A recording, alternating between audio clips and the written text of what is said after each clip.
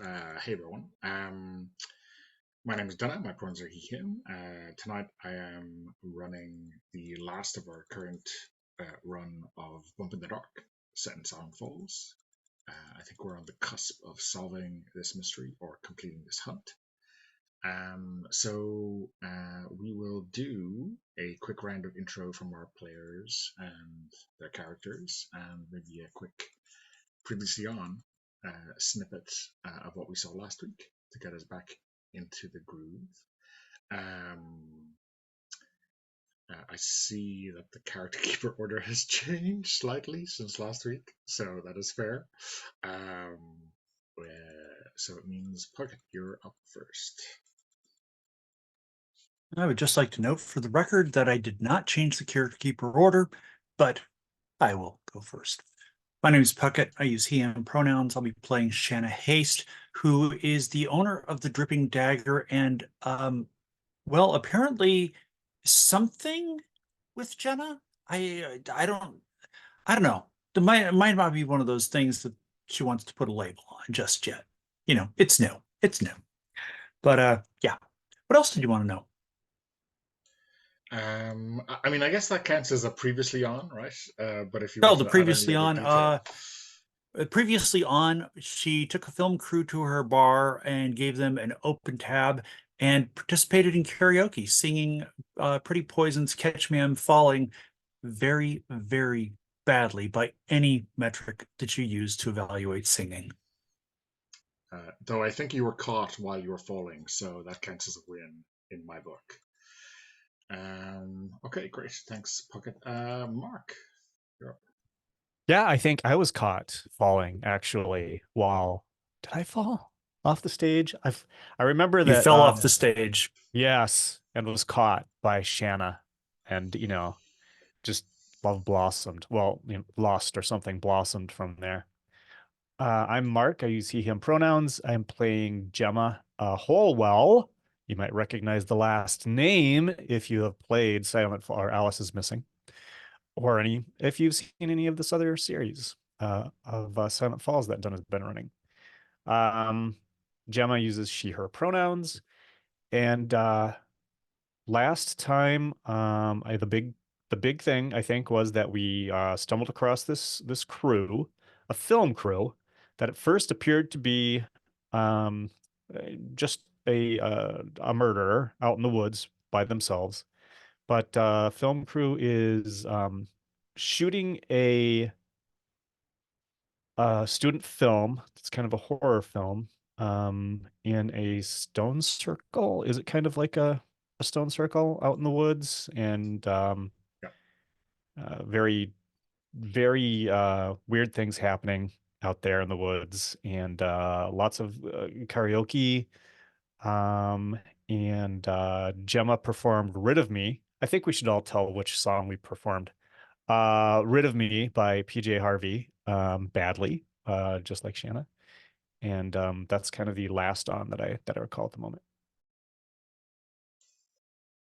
Awesome, thank you. Jose, are you good to go next? Sure, just swallow. I wasn't looking at the character keeper, so I don't know what the new order is. My name's Jose. I use he, him pronouns. Hey, everybody. I'm playing Enoch Briarwood, who is a scion of the Briarwood family, which has a long and infamous history in this town. And last time on the show, what happened?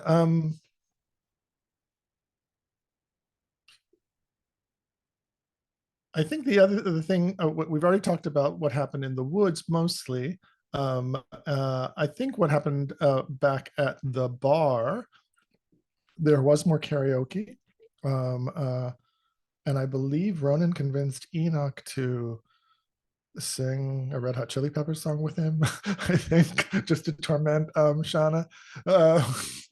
And that seemed to go over pretty well, actually, as far as we could tell. Fucking monsters, yes. Under the bridge, yes. And the other thing I think that was revealed around my character is that I think from that and some other kind of history that Ronan and Enoch have, that maybe Enoch's developing a little bit of a crush on Ronan. Um, and um, and that's a little bit of kind of like, families that are never supposed to intermingle.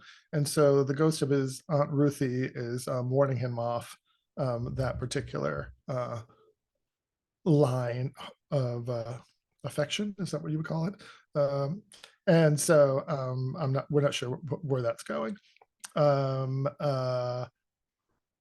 clues were gathered, but I don't remember them all. But I'll stop there. I think that's what's jumping out for me around Enoch. Awesome, thanks, Jose. And finally, Elle. Yeah, I'm playing Ronan Cross, he, him. He is the Lance. He's from a family that has some historical rivalry with the Briarwoods, which Ronan and Enoch have both kind of put aside to work together as part of the Pact. And Ronan is entirely unaware of Enoch's crush, I think. He's unaware of a lot of things. But one thing he did discover last time is that the aforementioned film crew, the movie that they're working on incorporates some local folklore, some like regional mythology into the film, which Ronan's a little bit concerned about because he knows that like some things are not just folklore, they're real and perhaps not to be treated so casually. Um, but yeah, he was able to put his mind off of that worry with some karaoke, which he loves. And privately, I think he also sort of celebrated slash mourned the anniversary of one of his brother's deaths. His entire family is dead, basically, which is very sad for him. I shouldn't be laughing. I'm sorry. That's it. Okay. Wait, did you say his entire family is gone? Yeah, essentially. He's the Oh, last okay, so one. he's the last cross. Oh, I didn't. Oh, so there are no elder crosses to get in the way. I see. Got it.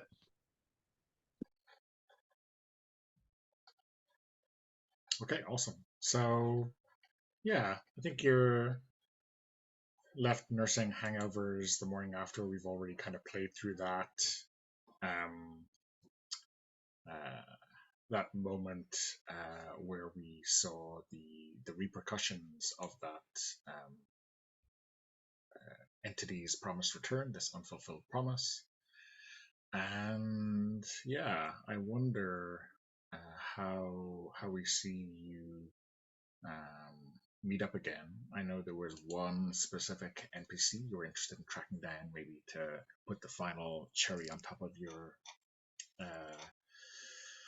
burgeoning theory of exactly what's going on. That is one Rowan Wallace, the video technician.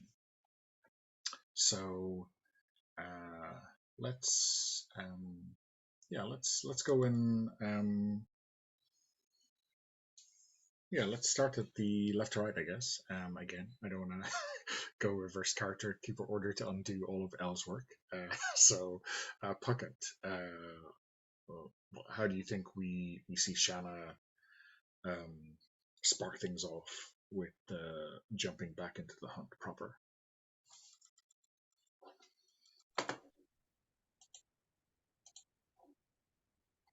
I think I'm cleaning up at the bar because I don't think I was in any shape to do it the night before. And I know we're probably going to need to meet up. So we might as well have a nice clean place to meet up. Or less, well, than the dripping dagger normally is. It's a mess, is what I'm saying. Yeah. Even on its best days. But damn it, I'm trying. Okay. Mark, how about Gemma? How sheepishly are you returning to the dripping dagger?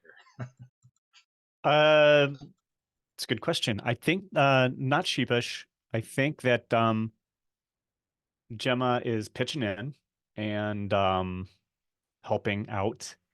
And while cleaning things up, she has grabbed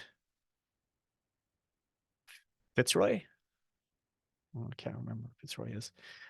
She's grabbed Fitzroy and is asking Fitzroy, who is the haunted doll that we keep in the dripping dagger, and who is an ally, if they heard anything.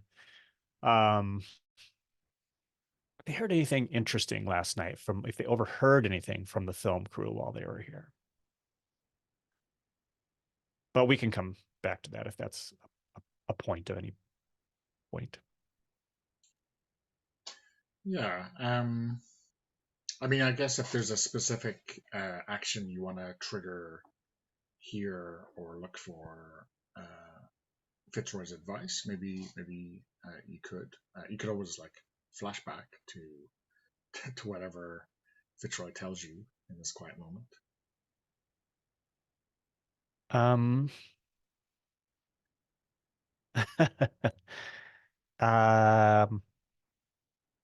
No, I'll just go ahead and move forward to preparing to go see Rowan. Okay.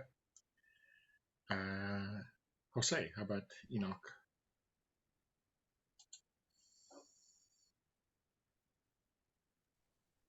Sorry, I'm just getting oriented to all the moves and where we are and the clues and stuff. Reacquainting myself with all of this.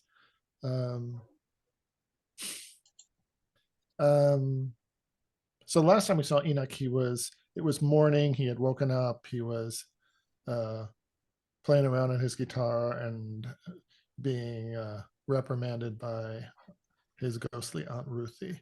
And I think so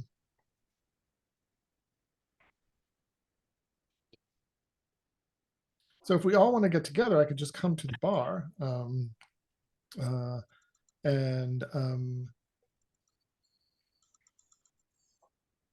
I can't think of anything in particular that Enoch is wanting to do on his own at the moment.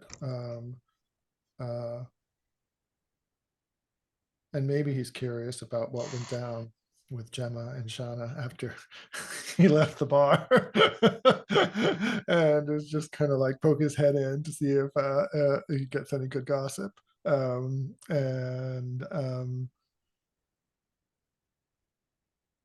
Yeah, I guess that's the only thing I can think of is coming over to the bar. Yeah. Yeah, I mean, I wonder if you meet Ronan on the way, maybe there's some. Oh, we can have an uncomfortable conversation. Yeah. Sure. We can definitely do that. What do you think, Al? Al might have other ideas. Yeah. No, that sounds fine. That sounds great. Do you have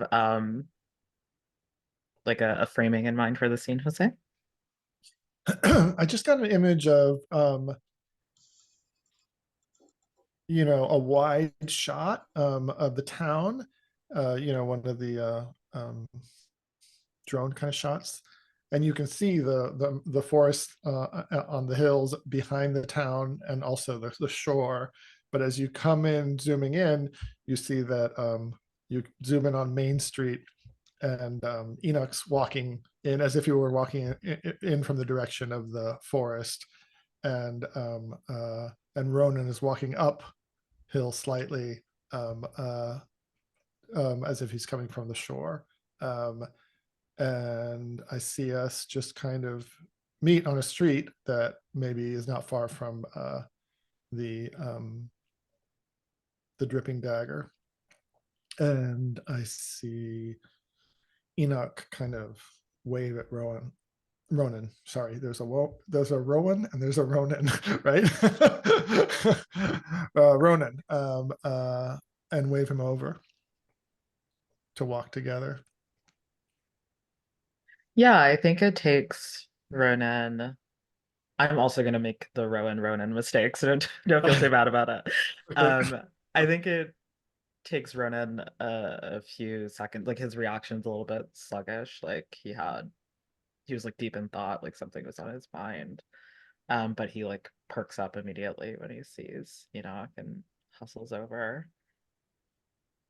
Kind of claps Enoch on the shoulder and says, "It was a late night last night. How are you? How are you holding up?" I'm good. I had fun actually. Those I never sang karaoke before. That was Yeah, fun doing that duet. Thanks for bringing me up on the bar that way. And he blushes a little bit as he says that. yeah, you Well, have a great voice. I can't believe you haven't sang for us more.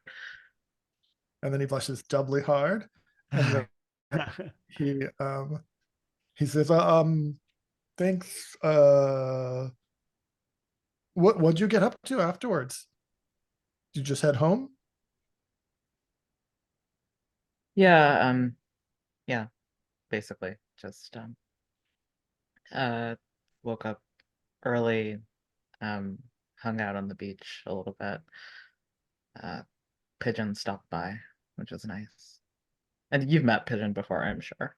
You Yeah. know that like she's a friend of the family.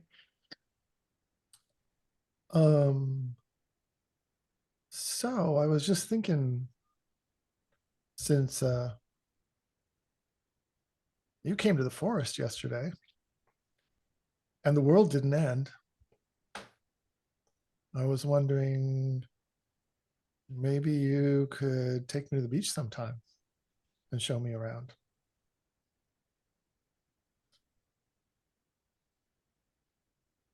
Yeah, Ronan sort of smiles sadly. That would be awesome, dude. But uh, maybe not today, if that's cool. No, no, no. Whenever's fine. Fine, Ronan. Yeah, I just thought, I don't know. I'm tired of the stuff between our families hemming us in.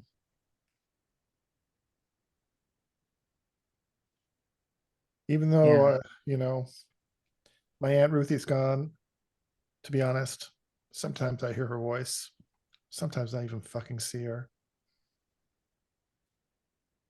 And she's saying the same things that she said when she was alive. It's like she's a broken record. But Hey. among them are, don't get mixed up with the crosses. No good will come of it. Well, I mean, the Pact's been together for a while now. She's kind of late for that, isn't she? Yeah, well, I mean, how my much more mixed up could we get? uh don't know. Don't know. And then he blushes a third time. And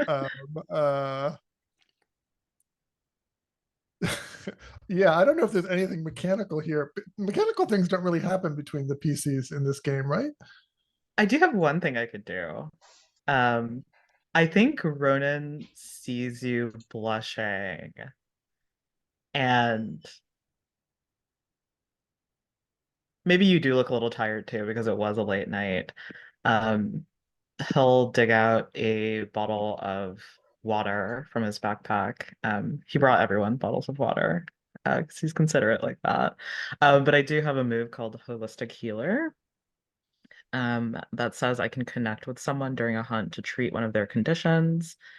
And on a hit, they ignore the effects until the end of the hunt. Um, so I think Ronan could, make this gesture of care that might help relieve one of your conditions for the rest of the hunt here. Yeah, that sounds cool. Can someone remind me why? I remember there was a reason I got the condition. Didn't we all get a condition at once? Something Yeah, happened? yeah. This was your vision No, not your vision, was it? No, maybe it was Ronan's vision that affected everyone Right. due to a complication.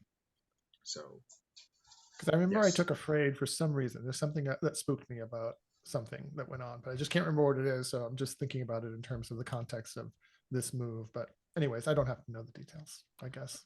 Unless I think you, if I'm recalling correctly, I think you like simultaneously had a weird vision of Ollie and Ronan like gutted in your bathtub, something like that. Oh, Does right. that sound Yes. familiar? Yes. Okay, yeah. Yes. Got it in the bathtub. Thank you. That's what it was. It was right after Aunt Ruthie's visit. Stormcrow, Ruthie. Thank you. Okay. Yeah. So So yeah, Elle, you can roll to connect with Enoch. Do you are you happy with this being kind of a general just risky effect, or do you think you're like just on the street, no one else around? It's not a particularly dangerous time. Do you want to like downplay it a little bit, or what do you Yeah, I think? think I'll play it safe for Okay, yeah, this one. Um, I have 2 dice in Connect. I'm not going to add anything to it. I think it's sure. probably fine.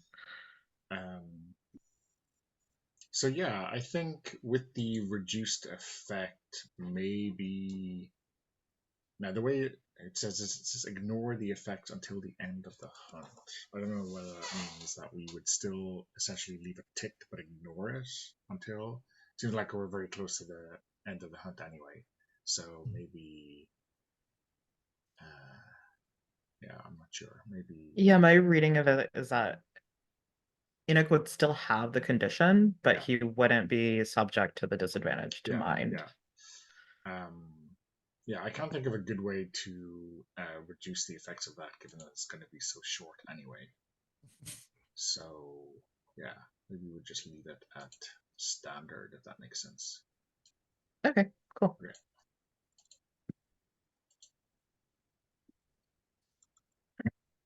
Okay.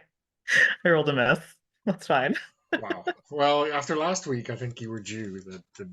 The dice table has proved that it doesn't always roll sixes, I guess. So, wow. Okay. So, what did you, yeah? Do you think that this is there something in the water that you know, is going to holistically help Enoch with his troubles, or is this just your general kind of vibe of taking care of people? I think it's both. I think the water is like he assumes that everyone's going to be kind of hungover, Mm-hmm. because people went pretty hard. So the water's for that, and then he's probably tucking one of Enoch's hairs behind his ear, um, not in a flirtatious way, of course, just as you do. Mm-hmm. as you do, As you do. you have a moppy headed friend. Yeah. Yeah, and it's just Yeah. like, Ronan's here for you.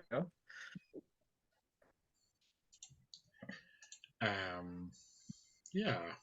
I wonder, I don't know if you have to make a hard move here, Donna, but I just had an idea of like,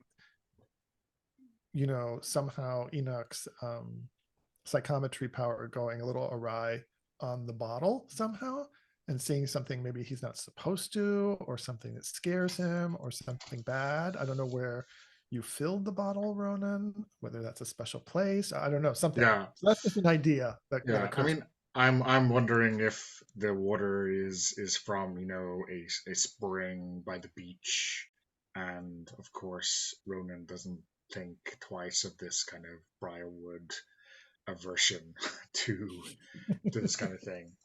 Oh no, Aunt Ruthie's gonna be right.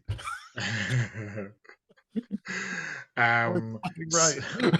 I hate that about her. Elle, is there something in this spring's history that maybe Enoch might have a flashback to, or kind of realize some dark truth, where the Briarwoods, well, I guess where the Briarwoods and the Crosses have clashed previously. Mm. Can I pitch an alternative idea? Sure. I'm imagining maybe that Ronan wears a ring that is like a family heirloom sort of thing. Maybe it's made out of like the wood from a shipwreck 100 years ago, or whatever. It's that kind of thing. And what if that's what kind of brushes against Enoch as Ronan is taking care of him, and he has a flash of Ronan having one of these like dramatic, kind of painful transformations into a shark. Is that cool? Is that okay? It's fine with me. Fine with me. Bad vision. It's going to be a bad vision one way or the other. Bad trip. Yeah. So Yeah, how it's do like you- you're how do seeing you- flesh tearing. You're hearing Ronan scream and it turning into something like bestial and like gurgling. You're seeing the gills flaring on his neck, the skin changing to sort of rubbery, shark-like texture.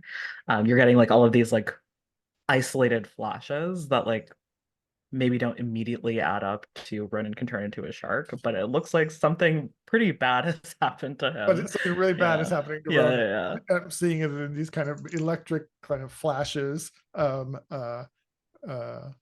staccato kind of flashes, and my knee, Enoch's knees are kind of buckling underneath him, and he drops the bottle of water and it crashes to the ground.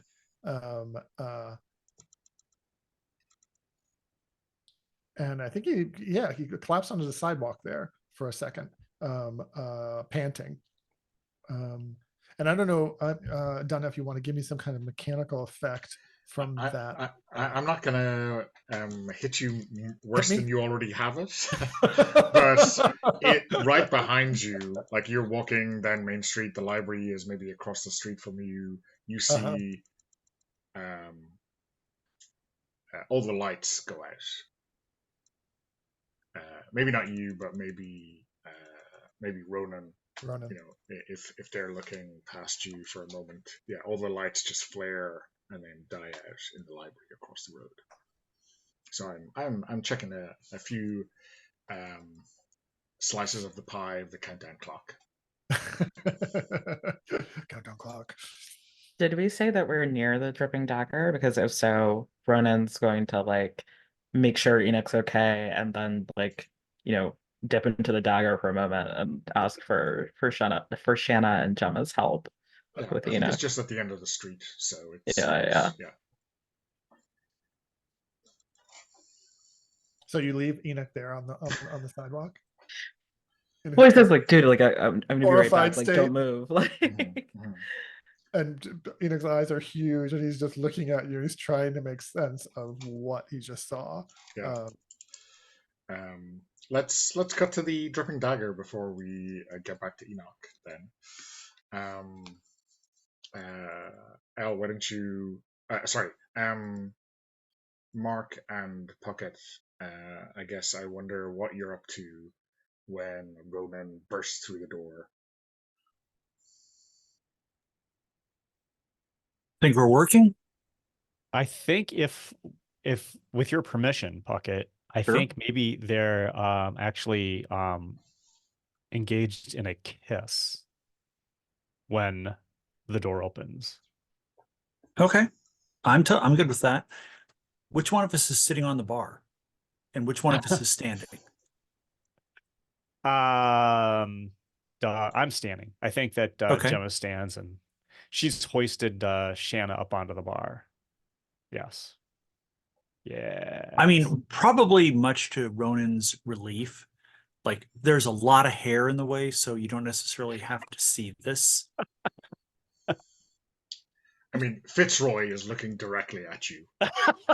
Fitzroy is a fucking pervert. Oh man. I think that's actually we need to remember that or document it as one of Fitzroy's personality traits. Pervert. That he's a fucking pervert. Yes. I mean, can you? I can't blame Fitzroy because haunted doll. Yeah. But even so, Yes. like No. In Fitzroy's Come on. defense, you were doing it right in his line of sight. Like That's true. he didn't have to do anything creepy to turn his head. You wanted to be looked at, and if that makes him a creep, then I don't know what's wrong with the world. Thanks for coming to Fitzroy's defense there, Donna. I appreciate that. I think that maybe Gemma's back is to Gemma's back is to the door if Ronan comes in through the front door. And so I think that since we haven't without even looking, I just want to I can hear the door open or I can see some of the light. Yeah. And I just kind of idly raise my arm and kind of wave my hand like, get the fuck out of here. We're not open. Oh, that's hilarious. Yeah, I don't say anything. I that's just kind of wave, get out. So. Shan. Oh. And Ronan immediately turns around. He doesn't leave, but he just turns to give you privacy. Ronan, you're never on time, and today you're early. I think Enoch's outside. He needs help. He's faint like he was yesterday. I'm so sorry. By the way, you can't carry him by yourself. I think as Shanna is saying that, Gemma's like, oh shit, and she disengages herself and rushes out to grab Enoch because she sees herself as the protector of the crew. I'll but also sigh. just escaping this awkward situation, right?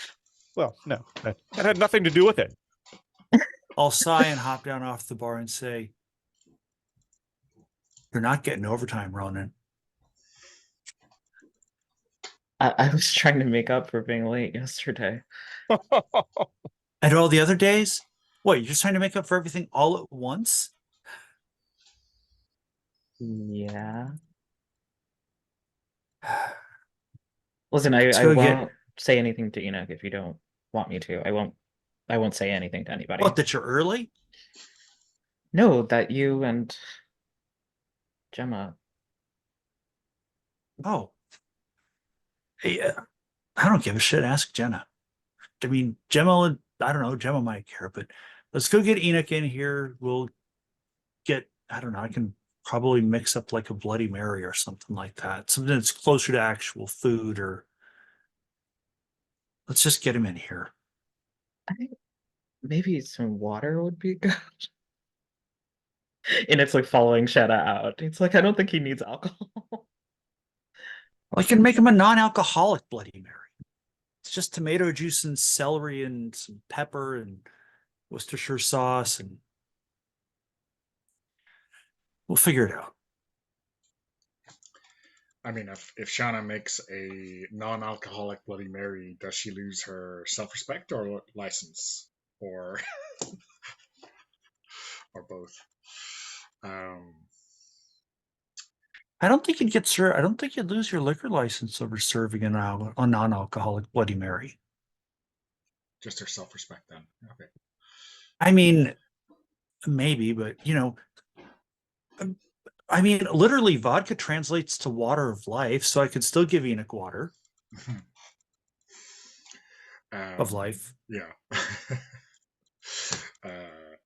So Enoch, you're woozy on the footpath. I guess what you might think of as a sidewalk.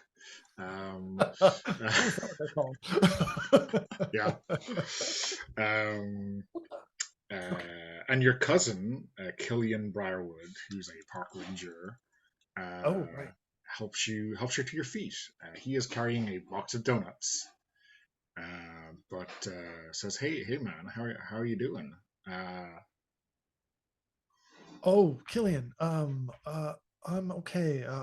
Yeah, we just had kind of a, I don't know, party night last night at the Dripping Oh, Diner. yeah, I get you. You want a sugar donut? Have a donut. Have a donut. They're good. Oh, are those the jelly-filled ones? Yeah, I want one. Yeah. Go for it. And so And you know there was supposed to be 6 in the it's box, full of and when you powdered open it, there's sugar. only 5. He's obviously eaten one on the way here. Yeah, they're good. They're good. They're really good. So hitting the sauce hard last night, huh? Over in the Dagger. You know what a lightweight I am, Killian. Yeah, I had too much. What, like Uh, 2 beer or like More than that. more than 2 beer? Okay, well, Yeah. you know, you're growing up quick, huh? Uh, I sang karaoke. Can you you, believe you it? sang karaoke. I did. Wow. Well, you know, next So I must have time had something. you better let me know because I need to be there. And Enoch's kind of leaning hard on Killian, because he's trying to make it seem like he's just hungover, but really he's still pretty shaky on his feet from what he saw. Well, I'm going to the library, but you need to go somewhere else, or like drive you home or something. No, I'm good. I'm good, man. I'm just gonna go check in with my friends at the Dagger now. Hair of the Oh, dog, huh? there's Gemma coming right now. No hair of the dog. No hair of the dog. Well, can I get a second one of those donuts? Yeah, go on. Thanks. No. And so he has another powdered donut in his hand. Gemma, you arrive. Do you know Killian, or like have seen him around, or what do you think your relationship is? I think they must have met at some point, in a social way. Yeah. And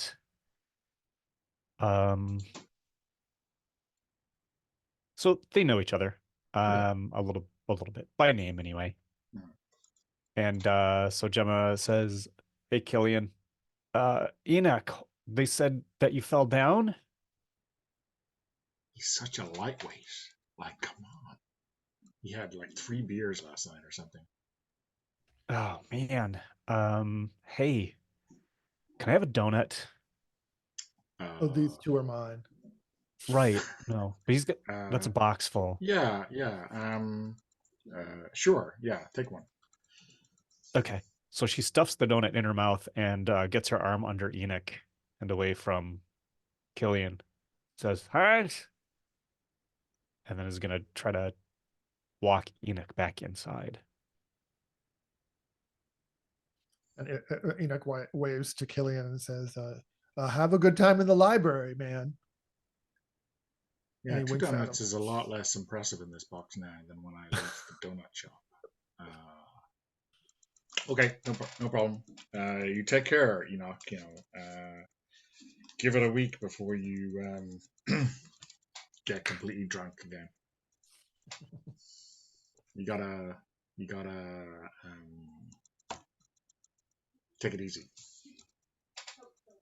Yes, take it easy. Take it easy. Yeah.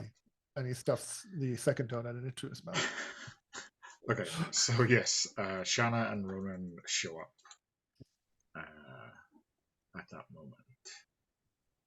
Enoch, Ronan says you need help. Ooh, donuts. Oh, they're gone. You got any old They're fashions gone. in there? They're gone. I- Killian but- has left with the donuts. There's a donut in Enoch's hand, which he hasn't yet been able to gobble down, I guess. Where did you get the donuts from? Uh, Didn't you even Kill- bring us any? They were mine. They were Killian. See, and he points at Killian crossing the street over to the library with the box, the much lighter box. Gemma has a donut stuffed in her mouth as a reminder. So she'll reach up with her left hand because she's got her right under Enoch, and she like rips off half of it and holds it out to Shanna. Here you go. I'm kind of raising an eyebrow and it's like, oh, okay, thanks. I'll get you back. You should split it with Ronan, probably. Ronan, are you hungry? I'm good. Thanks. I'll tear it in half and say, here.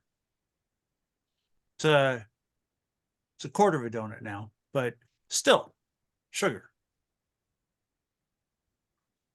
Ronan takes mean- it, but like very conspicuously does not eat it. And I will look at you and say, Ronan, if you don't get that donut in your mouth and start chewing, I will fucking fire you. You're early today. You interrupted a tender moment, a precious moment. It was a tender Enoch moment. looks okay. So, I'm not entirely sure why you couldn't have handled it. Wait, what was the tender moment? And I have now, Gemma just tore her donut in half, and I just tore my half in half. So you have a quarter of the donut. You need to eat that donut. Gemma, what was the tender moment? Ronan immediately stuffs the donut in his mouth. He just like can't stand to have Shanna mad at him. But it's clear he hates it. Much better. Now, got a pot of coffee on back at the bar. Let's go get Enoch vertical under his own power, shall we say? Because it does like you need some help, Enoch.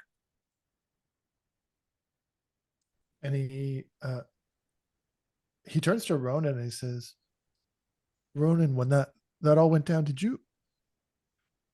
And he points at the library. I saw the lights go off in the library. Was that just part of my thing, or did that really happen? No, I saw that too. I think we should figure out what's going on here so that you can get some real rest. You must still be faint from yesterday.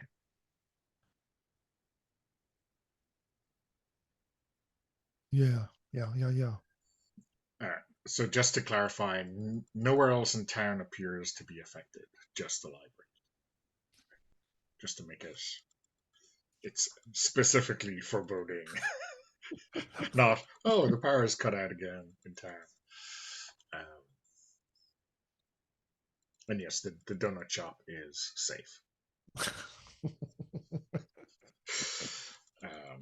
Deep if someone fryers wants to are write a still mystery or a hunt about a donut shop, then next time, or if you want the donut shop to be always safe, then never write a mystery about the donut shop. Okay. And obviously the dripping dagger is unaffected. That dagger is still blinking in its neon glory. Drip. The neon drip. Yeah. Enoch, did you have... So I think that Gemma goes over to the jar of hard-boiled eggs that they keep there and is fishing a couple out for Enoch and says, did you have another vision or something? And holds out the eggs.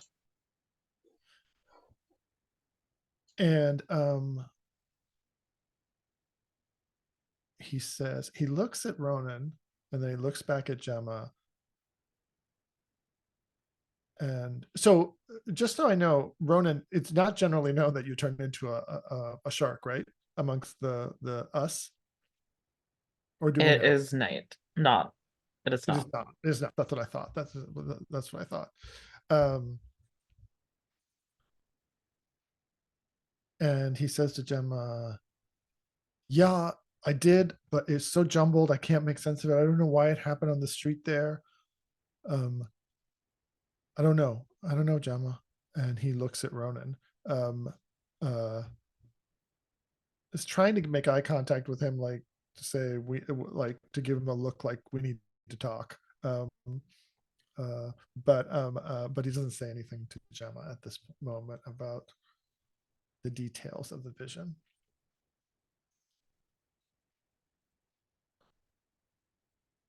And then he eats this hard-boiled egg.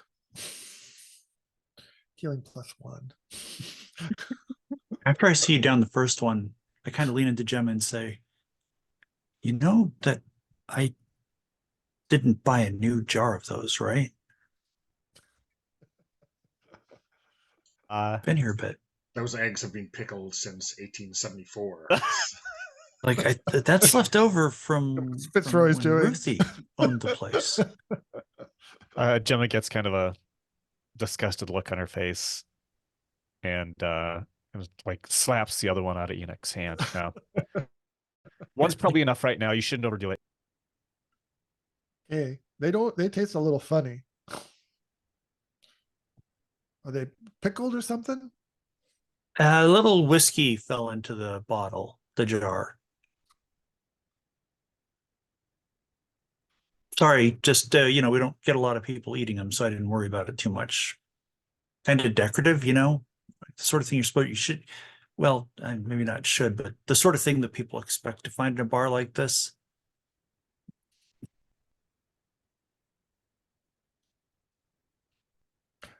A quick aside. So mechanically, should we be looking for clues? Is that what we're in right now? We're still in the hunt. I'm mean, we've just been doing solving this mystery. Having fun with the role play, but if there's something I'm supposed to be doing that I don't know about, please let me know. So to explain, mechanically speaking, in terms of your solving the mystery or solving the hunt is what's called a showdown. And you really you need a minimum or maybe a maximum of 3 clues. And it's like an engagement roll in Blades in the Dark. So you'd roll up to 3 dice. The higher the result, the better. And you're looking for a clue that identifies the creature or phenomenon, that explains what it wants or why it's happening, and then the last one explains how it can be contained, so how it can be stopped or dealt with. Okay. So technically, so long as you have 3 clues, you are mechanically able to do that. All the clues you have so far are listed on the clues tab under this hunt. So you have 7 at the moment. I think last week the discussion was, let's dig into this Wallace guy to see, because that's probably the first inkling that you got when you were looking for clues. It's not strictly necessary, but you might say, this clue might give us a little bit more of a handle on one of those 3 questions. So it's kind of completely up to you. And in terms of, it's just like theorizing in Brittlewood Bay or in Between or any of the Carve from Brittlewood games. You can make up whatever kind of theory you want that gets you an answer to those 3 questions. Does that make sense, Jose? Yeah, and they were, what is it? What is the nature of the threat? How to deal with it? And what was the third one? So it is, let me just read those out so we don't miss. So it's identify, so what, say in this case, what's the creature or phenomenon, explain what it wants or why it's happening, and then contain it. How can it be dealt with? Wants, why? Let me Got put it. those Okay. in the chat for ease of. All right. I just want to make sure I wasn't missing anything.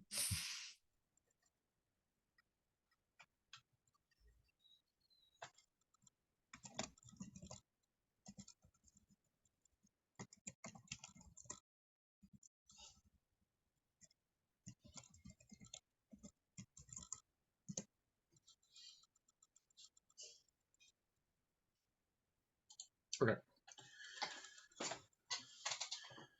So, I guess as we said before, you because Anne had details for Wallace due to like the contract. She gave you his address, his home address, so you can probably just turn up there without too much hassle.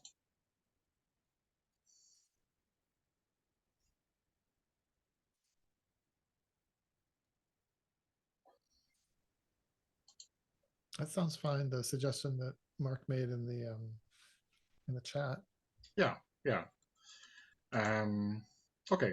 So yeah, how do people feel? We take a quick break now and then pick up outside Wallace. Sounds good.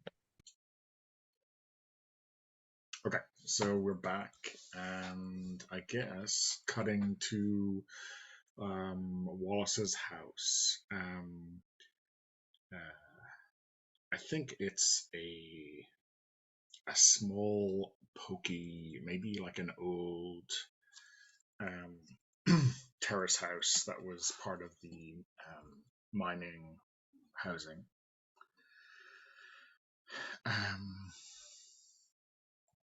The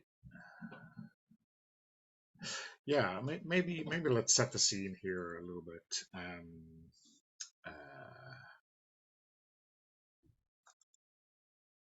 Jose, what do you see in the kind of setup of this house or its kind of small front garden that lets you know that the owner, how will I put this, is both very like particular about their environs, but also doesn't really care for the wilds or the kind of greenery of a garden.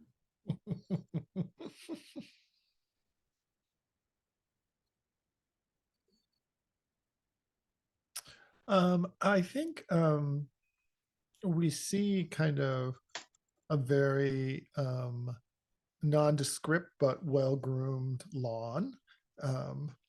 Those old things that people used to have in front of their houses before it became very, very incorrect to do so in California in particular. So this is a very well manicured lawn, but someone has obviously been keeping it up, and you can see it's very trimmed off of the footpath. Thank you.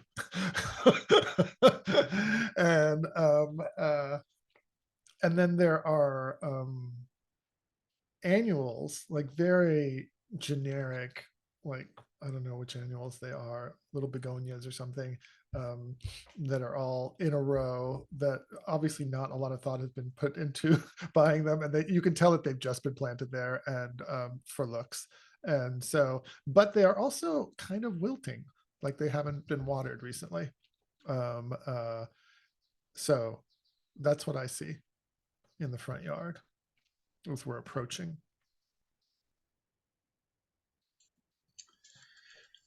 Thanks, Jose. Puckett, from Shanna's point of view, like do you just like knock or look in the window, or what's your usual approach to arriving at a house and looking for whoever lives here?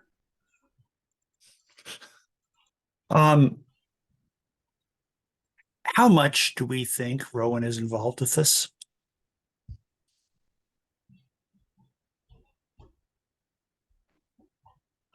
We just know that he's disappeared, right? Okay. So in that case, I'm not treating this like I'm going to pay a social call. I'm treating this like a crime scene. And as a result, I'm looking at the door. I'm looking for obvious signs of tampering. I'm looking at the lock. I'm looking to see if the lock has been forced, if there's any sign of trauma to the doorway. I'm looking at the front windows, and I will probably go around to the back to see what I see back there, see if there's any basement windows that have been broken open or anything like that.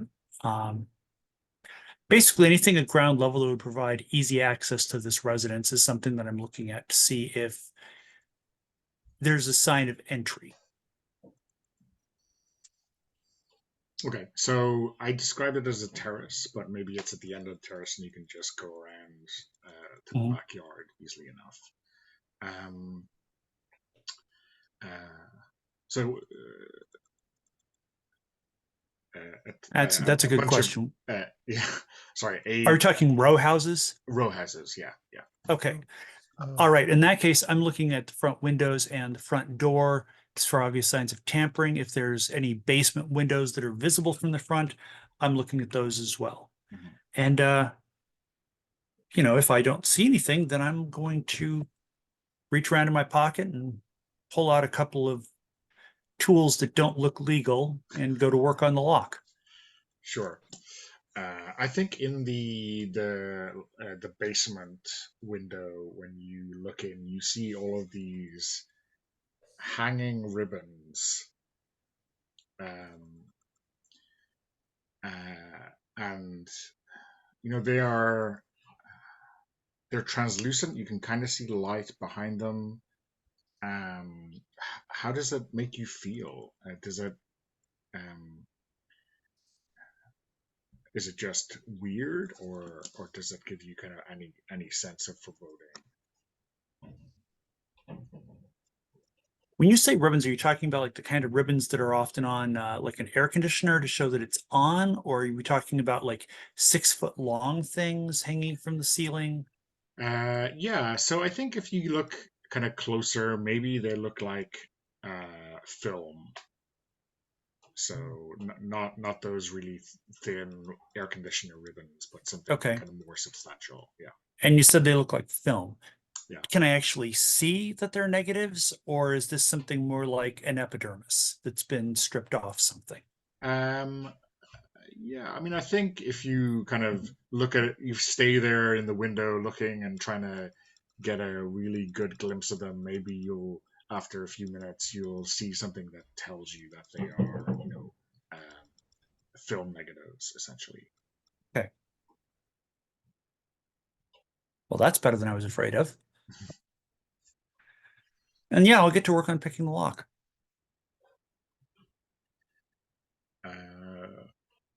Elle, do you think Ronan is sticking here or going around back, or what?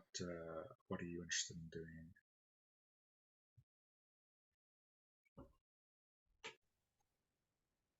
I think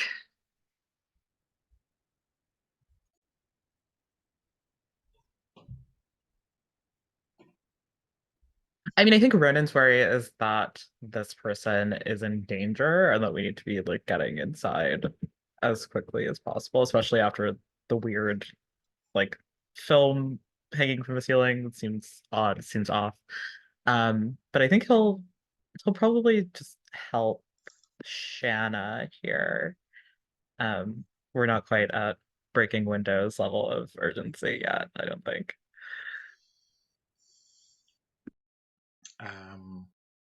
Okay, so you like make your way down to that kind of basement level window to try to jimmy that open, or at least help Shauna do that. Mhm. Mark, how are you approaching this situation? Gemma is not giving Rowan the benefit of the doubt here. As far as Gemma's concerned, Rowan has stolen things from the library and is therefore a criminal. And is going to go around to the back of the house if possible to make sure that well, true, is not escaping out the back. I mean, some types of crime, library crime, are worse than anything else. That's what you that's what you learn when you're raised by Dot Johansson, right? So yeah, I think you hop over the wall into the backyard of this house, and you see someone in the kitchen, which is at the back of the house, through the window. Does it look like Rowan? Could be, it's they are doing something with. They've got their back to you. They're doing something on the table with this large tray. So I think that for the moment, Gemma will just crouch down and wait to see what happens at the front door.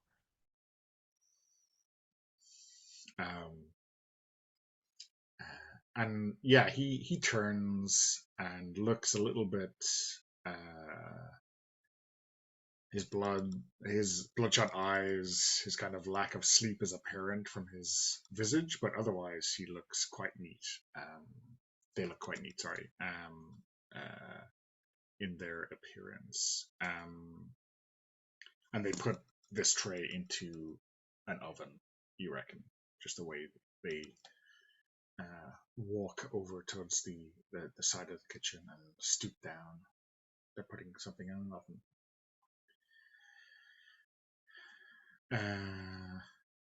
At the basement, at the other side of the house, then. It is a rickety old window in the 1990s of a basement in an old house, so I don't think this is going to be a roll,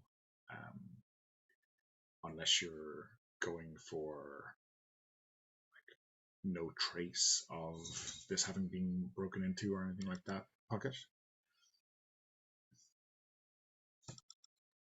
You know what? I've hardly rolled dice in this series, so yeah, let's do that. Okay.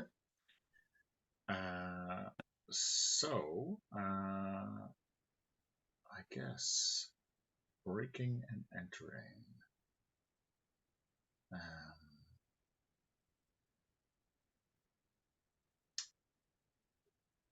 Rig, I guess.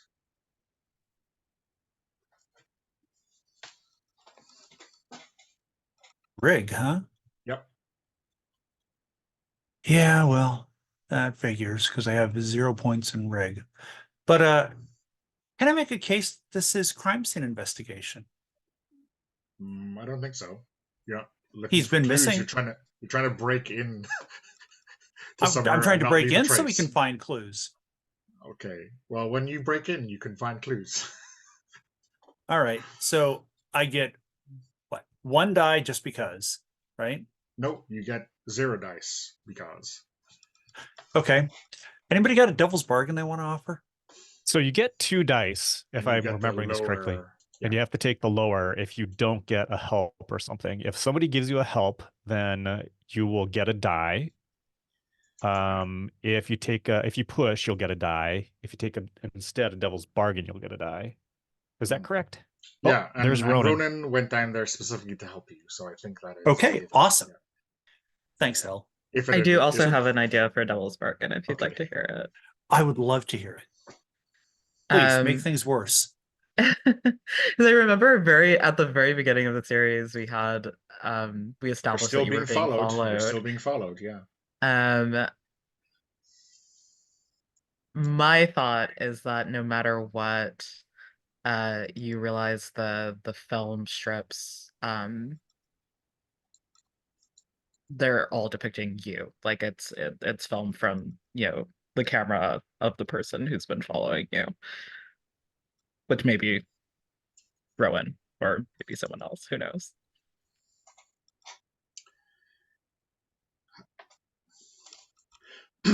How does that thing make things worse for you unless Rowan is in cahoots with someone else like law enforcement or something like that?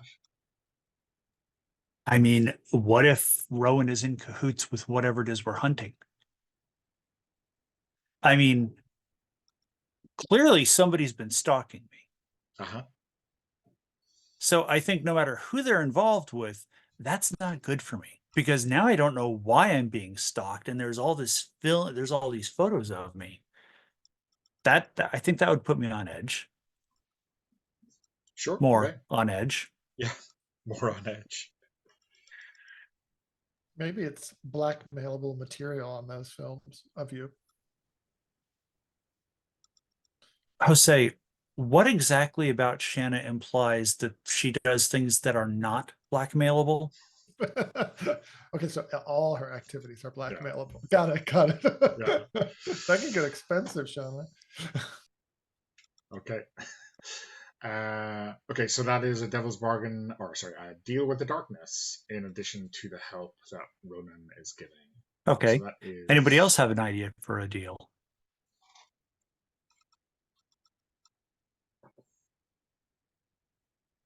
doesn't sound like it. You gonna accept that deal? Um, Coach? I am, but I want to add something to it if that's okay. And Mark, I'm going to ask for your permission for this. I think Gemma is in some of those pictures. Okay. All right. Yeah, let's do it. So that gives me 2 dice. 2 dice. 2 dice. What could go and wrong? Al, will you mark 1 stress for Roman? There's a 6. Okay. Back to, sorry, not stress, luck. There you go. The dice room is back to its old habits. So yeah, I mean, I don't want to say that Shanna has definitely broken into these kind of windows in this town already, but it seems suspiciously easy to crack it open in a way that will leave no one the wiser.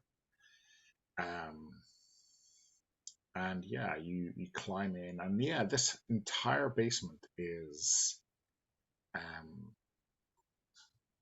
full of these hanging negatives from a wide variety of types of camera.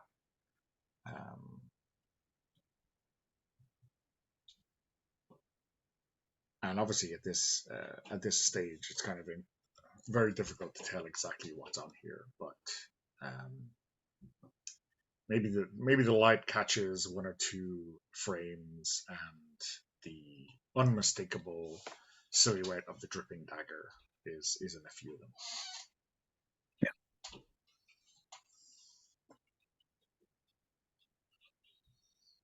I'll turn around and say, if you'd come to work like on time, maybe you would have seen like somebody taking some of these pictures.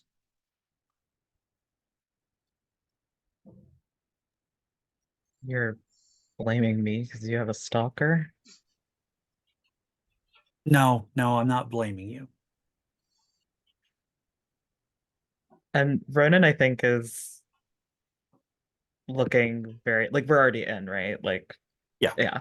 Ronan is looking very closely at these rows of photos. I'm freaked out, Ronan. That's all.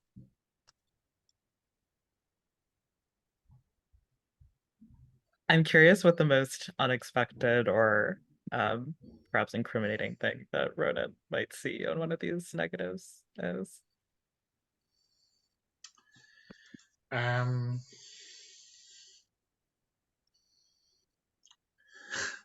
mean, some of it is maybe recognizable from your hunts,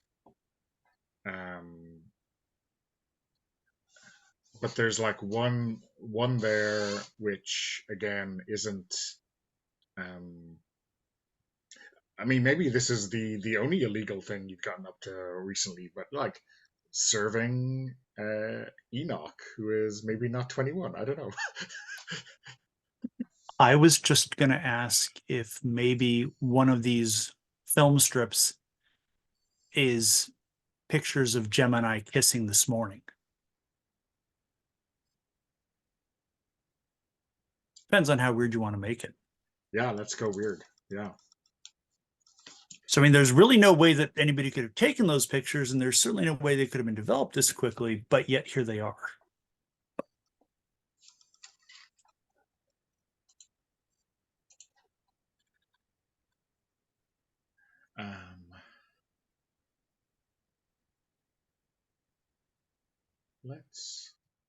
I think we can call that a clue. Let's call it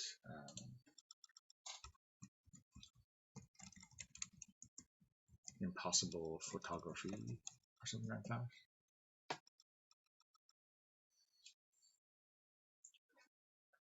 that. Enoch, you're still at the front door, right?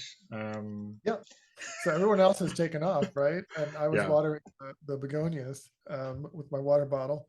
And I think now that everyone else is going around trying to do shady things around the house, Enoch's going to go up and ring the doorbell. Of course. Because we haven't tried that yet. You haven't tried this. I mean, well, I guess it means your partners in crime may be less likely to be discovered. Yeah, I mean, that's ostensibly what he's doing. Yeah, He's yeah. creating a distraction so that they can like get in and do whatever it is that they need to do. And yeah, I think you see like the peephole in the door darken as someone gazes through it, and the door opens, about this wide, and Rowan looks out. Hey there. Enoch Briarwood. What are you doing here? Have we met before? I would have remembered you. Would you? When did we meet? I didn't say we did. Would you know who I am? I do. Well, that's flattering. Who lives in this town and doesn't know every scion of the Briarwoods? Fools, now I you're tell just- you. Fools do that, but not me. Now you're just laying it on thick, sir. You have me at a disadvantage. Do I, though? What's your name? What have you called at this door for, young man? I was just walking by and I saw that your begonias are not looking so good, sir. And I was thinking, well, I'm always trying to make an extra buck. It's hard to get work these days. And I thought maybe I could offer to do some gardening for you. And he kind of shakes his head a little bit and he bats his puppy dog eyes a little bit at him. If my begonias are dying, it is a mercy for them. Why would you say that?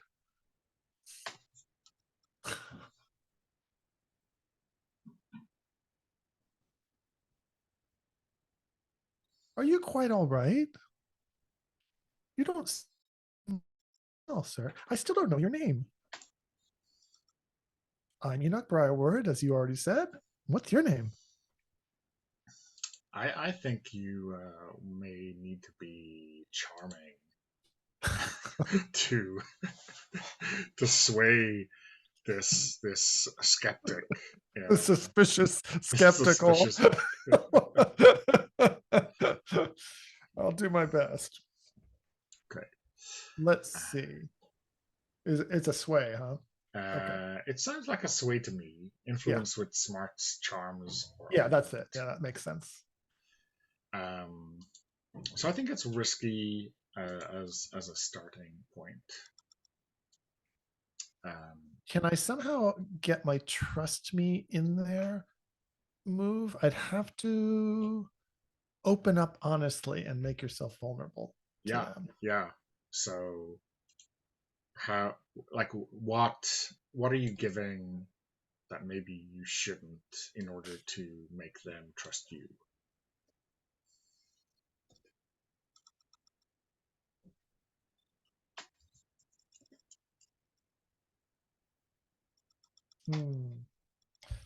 It's hard to imagine. Trying to think what I could reveal or show honestly.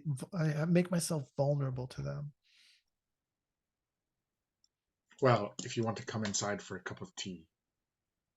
Oh, yeah. If you want to drink whatever this person offers you. I mean, that might be foolish.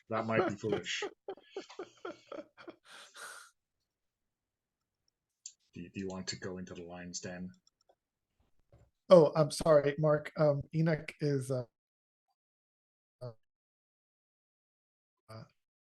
conversation with Rowan. Rowan knows who he is. He doesn't know. Rowan knows who Rowan knows who Enoch is, but Enoch doesn't know who Rowan is any more than we already know. And he's trying to be charming. and maybe insinuate himself inside. Yeah, sure. Let's be vulnerable. If he invites me in, and maybe even Enoch even says,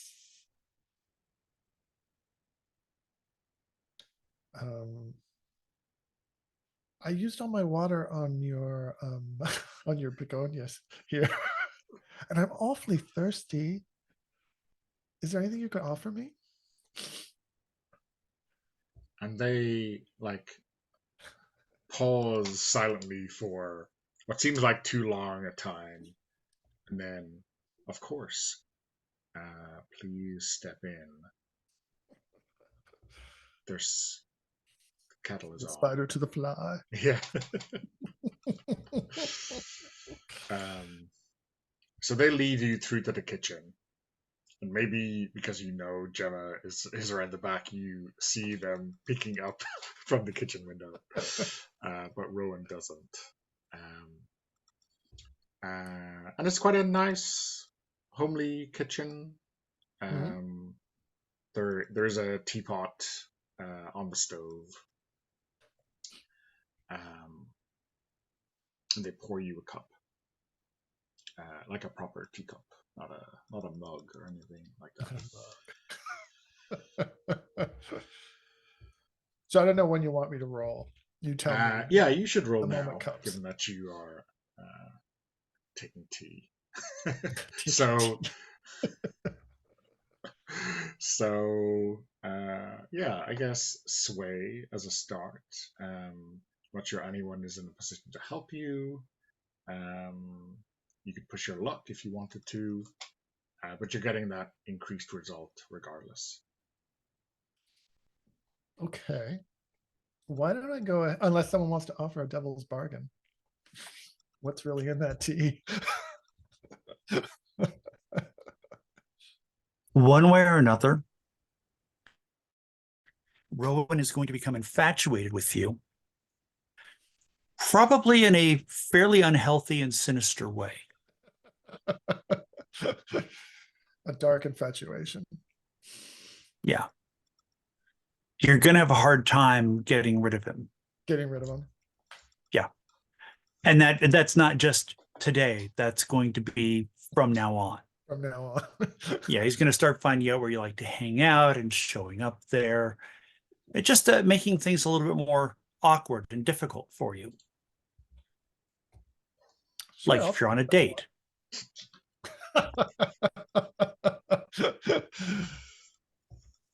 How do you like that deal, Jose?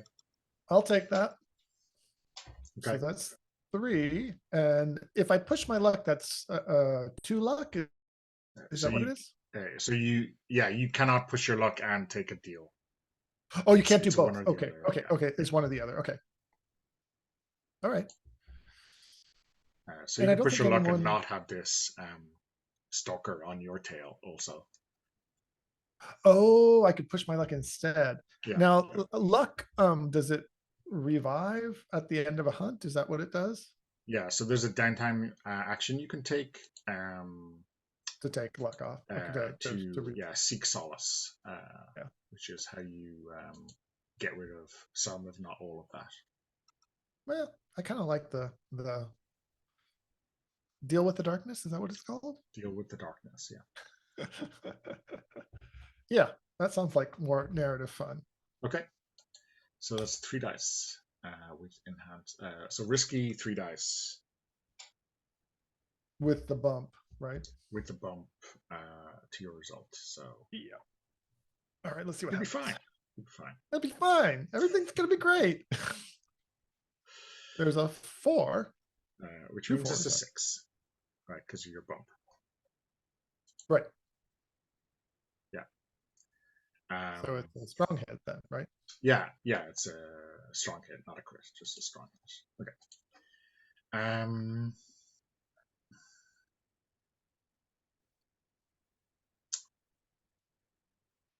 So I think there has to be something, just to say it, intriguing about having access to a Briarwood yeah. that he probably has never had before. So there might be something that he can imagine getting out of me. So I'm trying to give him a reason to actually have left me into the door and actually be following up on this, other than, my charms.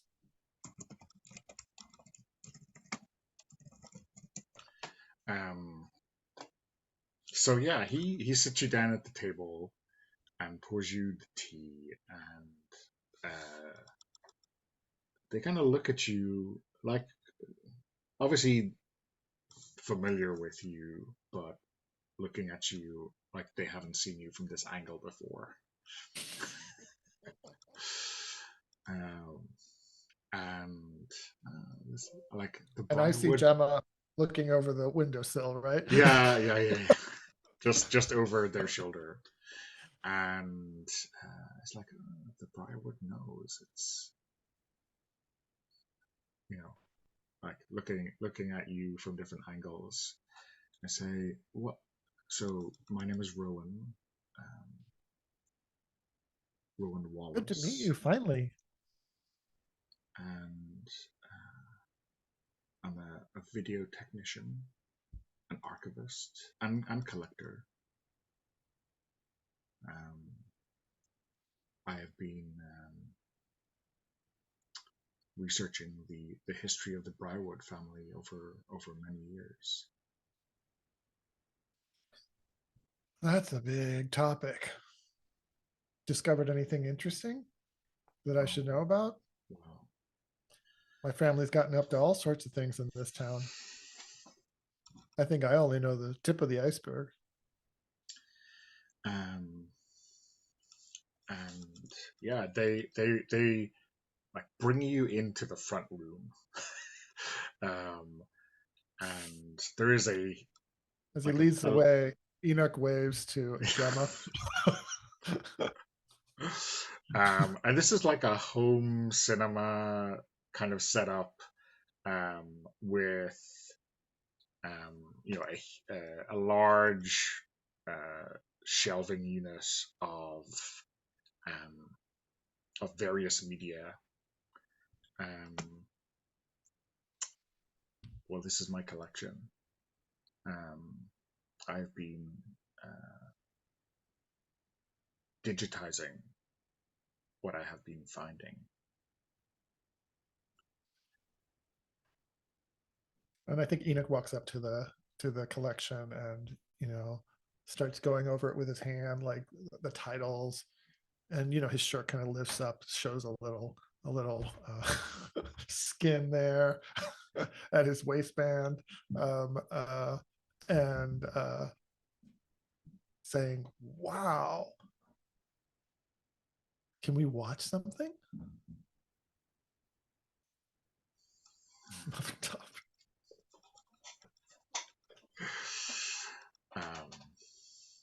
Something about the Briarwoods. My family never tells me anything. Well, have you been to the lighthouse? Oh yeah.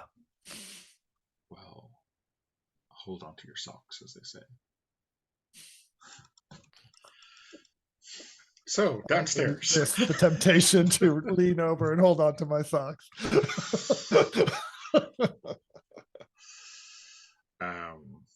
Smash cut away. So the clue you gotten is the privately owned collection. Let's call it the Wallace collection. Do you want to write that in? You want me to? Yeah, it's in the clue list already. Yeah. Okay. Yeah. So downstairs in the basement, Shanna and Ronan, you're walking through this forest of celluloid.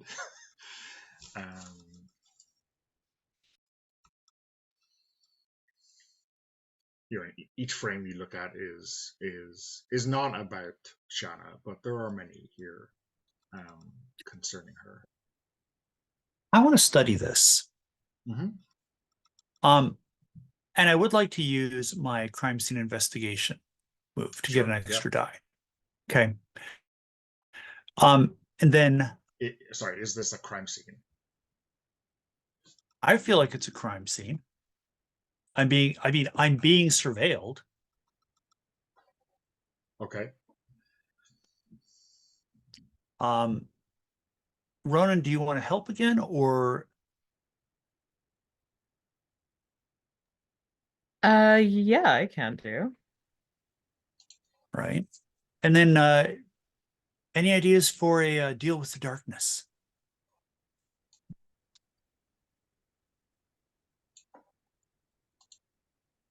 I think you might have to tap your luck just this once. I have an You idea. know what? Go ahead. No matter what, among the images of yourself, you'll see things that you have not yet done, and take the condition void touched. Well, I can't say no to that, can I? I mean, you can, but obviously you will not. I think everybody at this table knows what kind of player I am, and you know that I Mhm. can't turn a deal like that down. Yeah. Please. I'll take that condition. So that's what, 4 dice now? 2 for study, 1 for your ability, 1 for the deal. Yeah, 4 dice. Okay. And Oh, wait. risky. Oh. 5, because I'm getting help. Yeah, with my help, it's 5, if that's possible. Yes. How are you helping? Are you just like pointing out weird shit and? Yeah, I think Ronan was already kind of beginning to study. Now he's like carefully averting his eyes from anything that looks like an image of Gemma and Shanna kissing, but he's still helping Shanna comb through to Yeah. find out what's here. Yeah. Is there anything like, go ahead. Yeah, I was just asking, what's the thing that you see that is not true that you believe?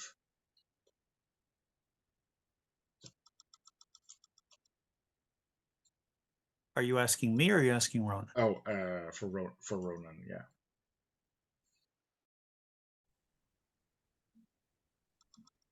I think he sees Shanna handcuffed, being led out of the dripping dagger by what's our Fed friend? Is it Archie Morse? Yeah. I think it's Yes. Archie. Yeah, that's what he sees. Okay, cool. So yes, Puckett, roll your 5 dice. Do you point that frame out to me, Ronan?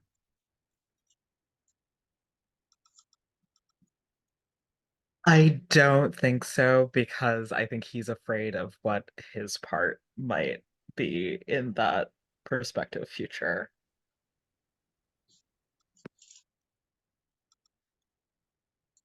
So if anything, he's So, like steering you away from that strip of film.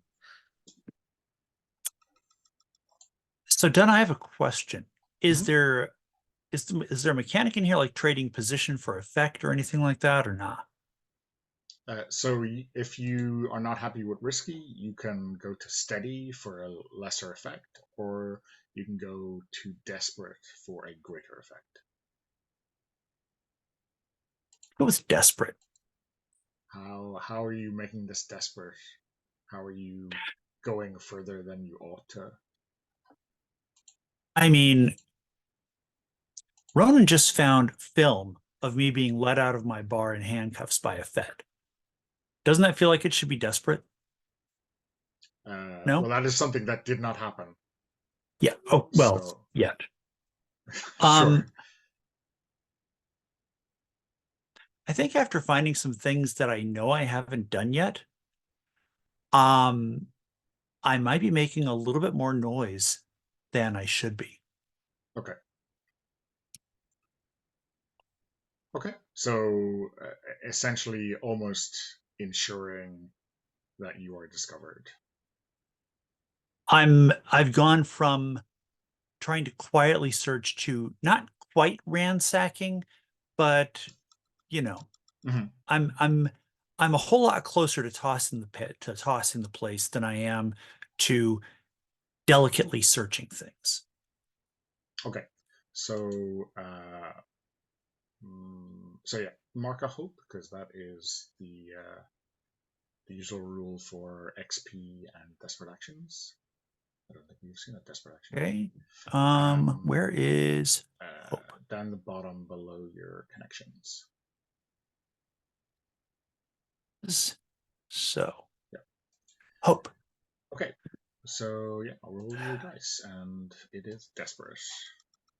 There's 2 4s. Okay. So a weak hit. There'll be a major consequence, which seems obvious to me. So I think what you discover is your this in. I think all of this is what we would call time warped video. Mm-hmm. And as you are looking at it, you are oh, I've already done time warped video. I guess abnormal copy. Yeah, abnormal technology maybe is how we'll put it.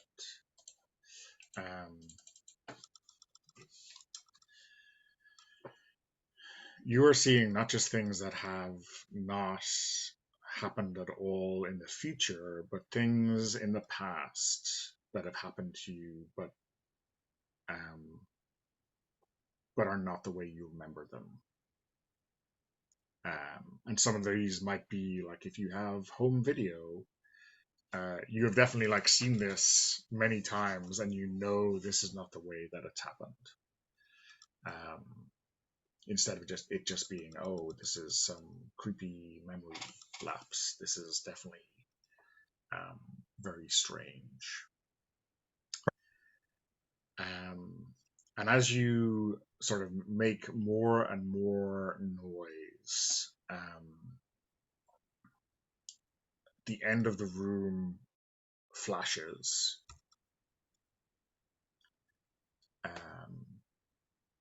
And you hear like this really old-fashioned film reel noise coming from this hidden compartment, or this previously unseen compartment in the dark. You are currently being recorded.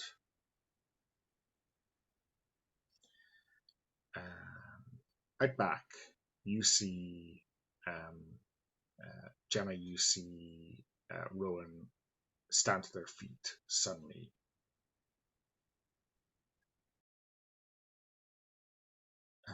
Enoch. Sorry, he's not in the right room. You see him like rush into the kitchen where the doorway to the basement is,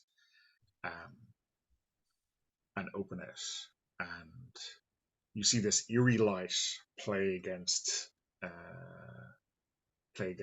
Rowan's features.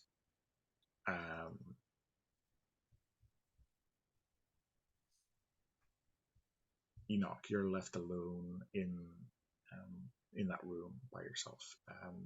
Gemma, what are you doing when you see Rowan looking down at this strange sight in the basement? You was Gemma aware that Shanna and Ronan were trying to gain access to the basement? I imagine so. Yeah, maybe they discussed it before you came around back. I think that Gemma is going to grab a like a landscape brick and toss it through that back window, and then go and leap over the wall and away toward the front. Okay, so you're trying to draw Rowan away from the basement. Right. Yeah. Trying to create a distraction. Yes, sorry. Okay. Yeah, maybe that is the cliffhanger to leave you all at. Will we take our break now?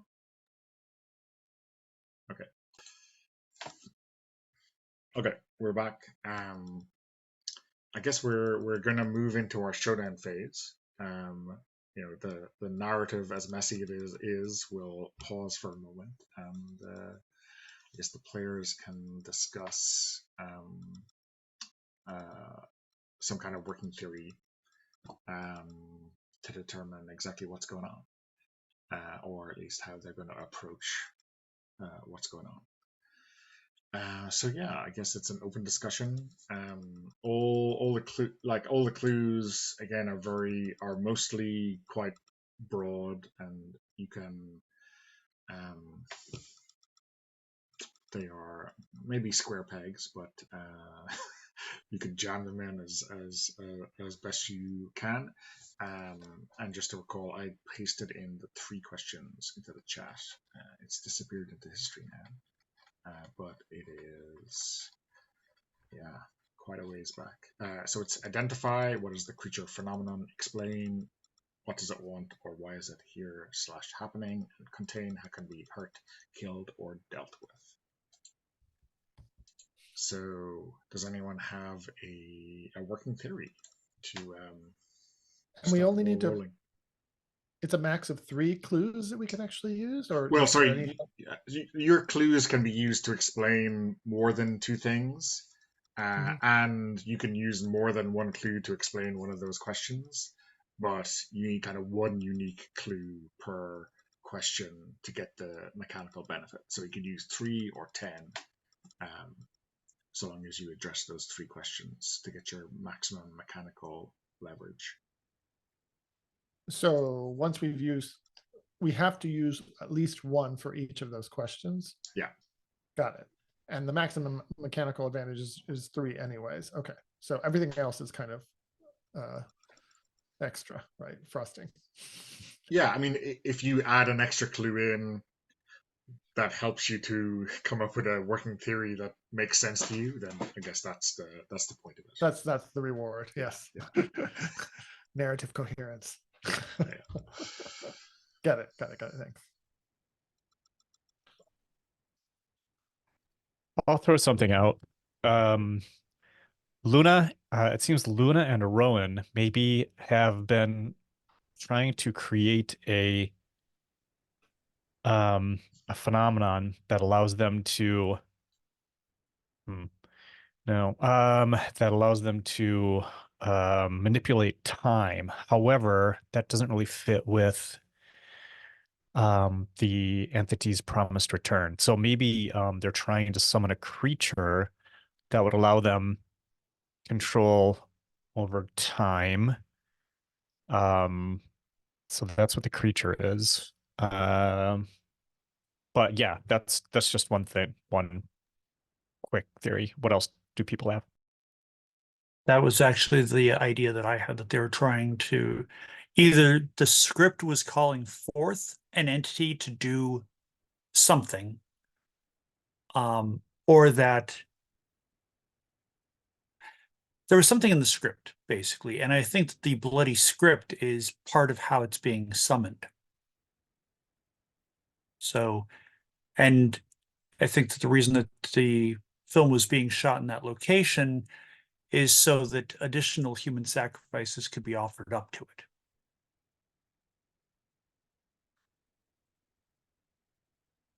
But I like the time manipulation idea of that, because there's been a whole lot of manipulated time. We don't have to have a summoned creature, right? That's just one of the clues. We don't necessarily have to use that one if we don't want to. Because I was wondering, another thread, another possibility would be something like they're using this kind of arcane technology and ritual stuff to somehow undermine the history of the town, or the work that the Briarwoods or the Crosses have done to protect the town over time. And so that would be kind of a way of because we know the town is important somehow supernaturally, and that if the 2 families have been doing things across time to keep it in line, keep everything in line, if they can undo that with this technology, then they can open up access to, the darker side of the town's potential. It's just an idea. My first thought is that yeah, the film is summoning something into this world or this time. It seems to me though that Luna might not know that that's what she's doing, and narratively, I think it's interesting if Rowan also isn't fully aware of his role in this because he seems like such an obvious, like, suspicious, creepy villain guy. Um, that it feels like kind of satisfying to me that like maybe he's actually trying to avert this in some way and is just doing it in a very creepy and off-putting fashion. So we have that clue about the still smoldering melted plastic, which kind of suggests to me that like maybe he was burning some of the tapes that he found from the library, or like trying to get rid of something, maybe in an attempt to stop whatever is happening. I'm not sure. But then we need some other big bad who's behind it, right? What if it's like an entity that was sealed away by the Briarwoods previously? Um, that like perhaps they like really needed the Cross's help. Like if they had cooperated, they would have sealed it away in a much more permanent fashion. But they had to sort of do the duct tape magical solution almost, which left this entity with an opening to come back into our world and our time through narrative, maybe. Maybe it's like the more people know about it, the more people believe in it, the more power it has. Because we do have this like, art motif, kind of like the movie and the film, uh the photography. Yeah, I don't know.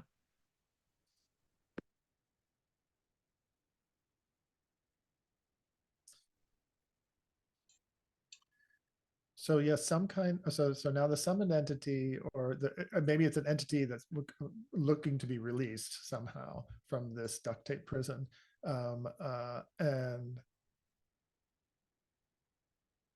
this whole kind of reality warping or time warping technology and rituals that they have. So they're somehow duped by this entity, or maybe they've made deals with the entity. Like if they set it free, then he or she, it will rewrite some part of their history. That or give them power to rewrite the future. Right. Maybe fame and fortune kind of. yeah. I wonder if video, like those burned videos, if somehow or another video was key to trapping it in the first place, which explains all the film strips hanging in the basement and the burned tapes, people trying to figure out how to release it. Yeah, I'm trying to imagine that the burning of the video is trying to destroy certain timelines, so potential timelines, or things that have actually happened historically, that they're trying to erase from existence and rewrite with some kind of new version that will allow this entity to emerge. That's cool. I like the idea that yeah, maybe Luna and Rowan are consciously trying to tap into this entity's power. Because I like how that kind of brings in Rowan's fascination with the Briarwoods. Like maybe there's some jealousy there that he's like not anybody, and just by having that last name gets to be known by everyone in town and liked, presumably. Rowan doesn't seem like a very likable guy. I think you might envy that. Yeah, so they're dupes of this duped minions. Um, So that sounds like a fairly cogent theory to me. Is there, I guess, the contain question, how can it be hurt, killed, or dealt with, is hanging a little bit open right now. Do we feel like it's an entity, a creature, or is it a phenomenon that we're trying to overcome? It seems if we're going with the revenge against the Briarwoods and the crosses and also the tempting of these two minions, duped minions, then it seems like it has agency of some sort. It has like some kind of will. So I'm kind of leaning towards an entity, but maybe other people could think of a way for it to be a phenomenon. Personally, I want it to be a creature because that way Gemma can fight it. Yeah, well, I was just sitting here thinking, that's a very good reason. are the crosses in Briarwoods also a phenomena? Like to protect like this town in the sea and in the woods? So it could be something that's trying to eliminate the crosses in the Briarwoods to eliminate that protection in the water and the woods. Not even necessarily a monster, but just like some sort of countervailing phenomenon.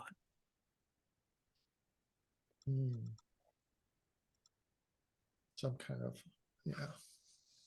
force for Like entropy or something. Yeah. Well, entropy is the natural state of things. Order is not natural. Order is unnatural. So this may just be a reflection of the wilds in the area pushing back against the crosses in Briarwoods because their upholding of order for so long has effectively caused a buildup of chaos in the area, which might be trying to break out in this way.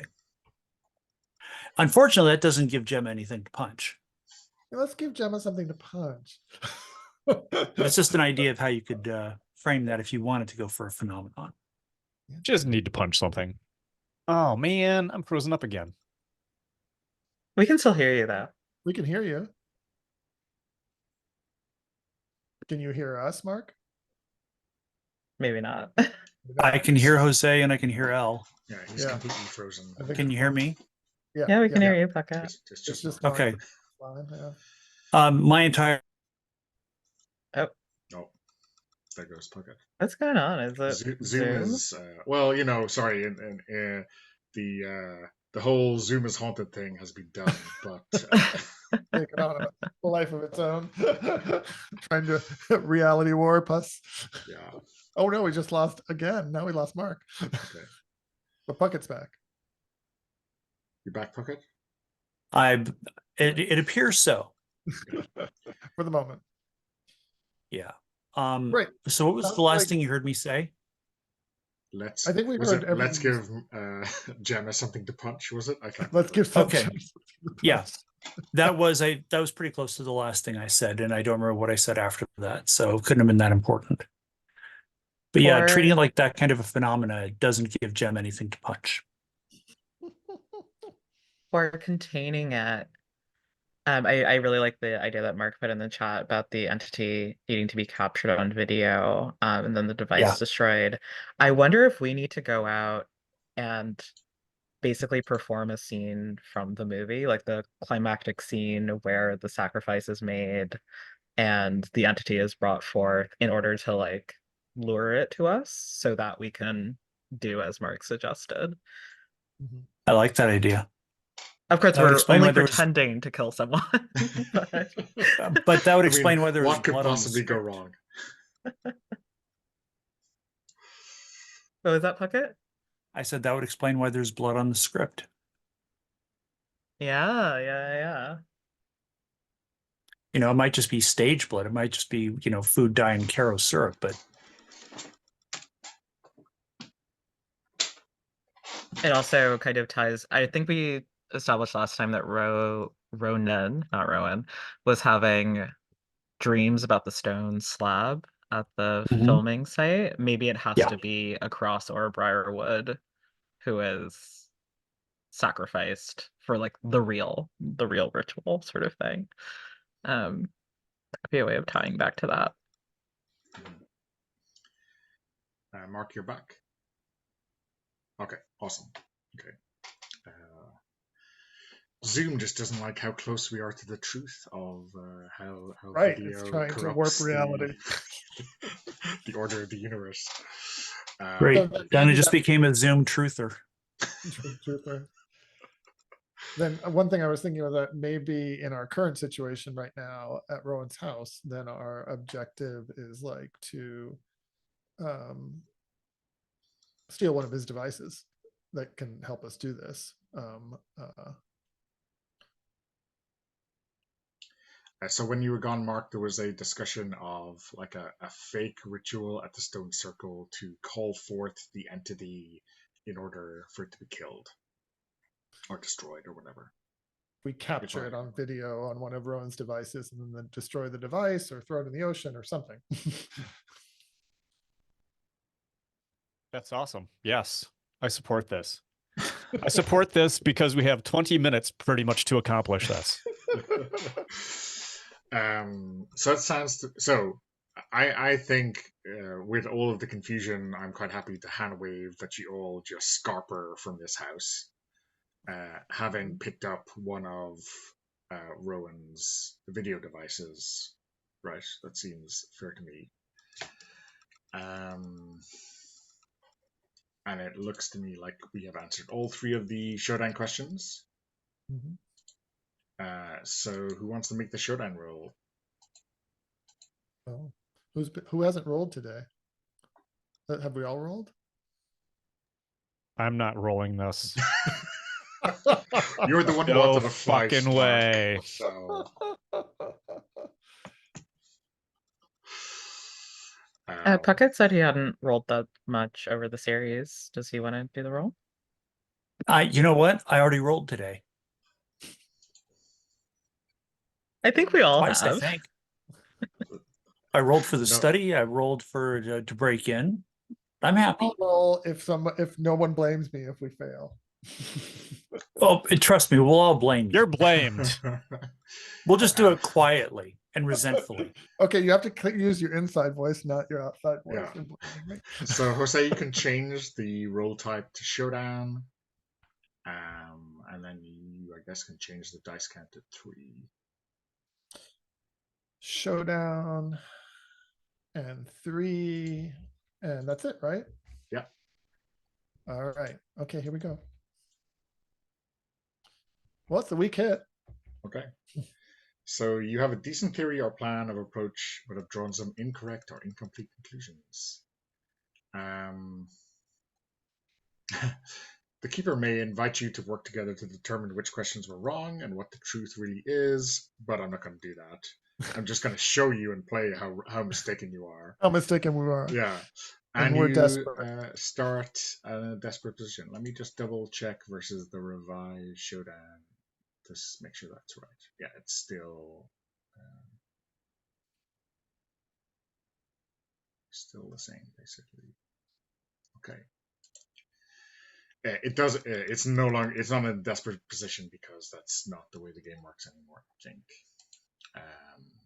So it's merely desperate narratively speaking, and not desperate mechanically speaking. I'm gonna do like a quick around the table to just set the scene in terms of like how you think things are set up and such, and then we will jump in at a terrible moment when your mistake becomes evident. Puckett, let's start with you. Why don't you start with setting the scene? I guess you're doing this up at the stone circle, or are you?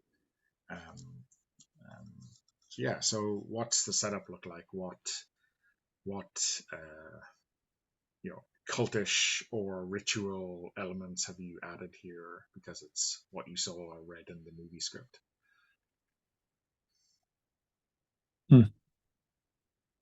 The circle is ringed with cameras. all the cameras I could find in the basement of Rowan's house are set up in a circle. Now, I mean, it's not a perfect circle, of course, but perfect circles don't exist in nature. So there's at least half a dozen cameras that are set up, and I have rigged to basically just, if I punch a button, they're all going to start recording. And they're all aimed at the circle, that center, that stone slab where, well, presumably we've got Enoch ready to be sacrificed. Enoch, how are you displayed and secured in a safe version as you're happy with upon this stone altar? So, so just to be clear, we're not actually using. It's not the actors and the director and Luna, all those people. We're doing this on our own, just the four of us, right? Is that the idea? Yeah, that's how what I understand. this, yeah. That's right. Okay, okay, got it. And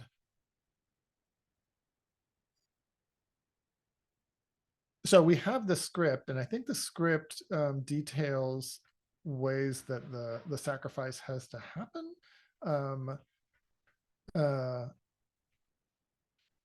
And it is a bloodletting, I think. So it's like a draining of blood.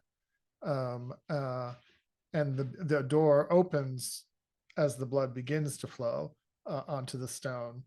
And then when the victim dies completely, then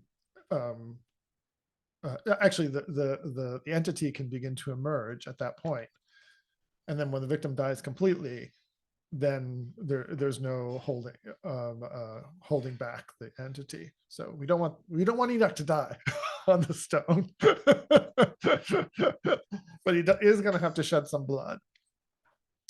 So and I think we see pages of the bloody script, and all of us kind of studying the bloody script, and so at this point I think Enoch is maybe tied somehow to the stone, but he's not actually tied. It's just fake tied, so he can unravel himself if he needs to. And I guess one of you is going to have to be the cutter. I think it should be Ronan. I was gonna say, I think it probably is me, because Gemma needs to be ready for when the entity shows up, right? Yeah. So yeah, Ronan's knelt next to the slab.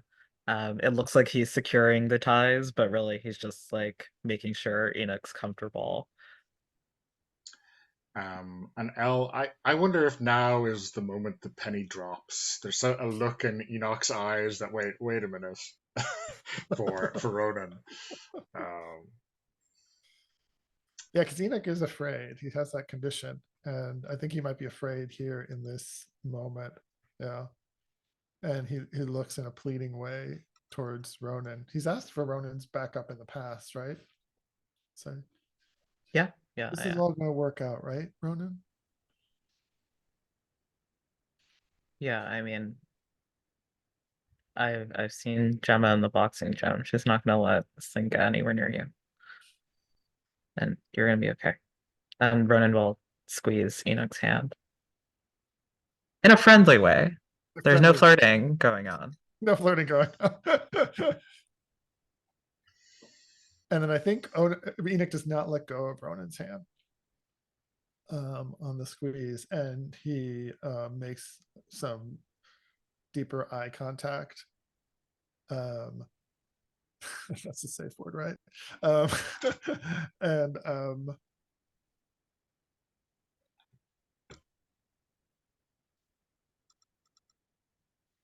Enoch says, "If I don't live through this, I just want you to know." And he pauses. What is he gonna say?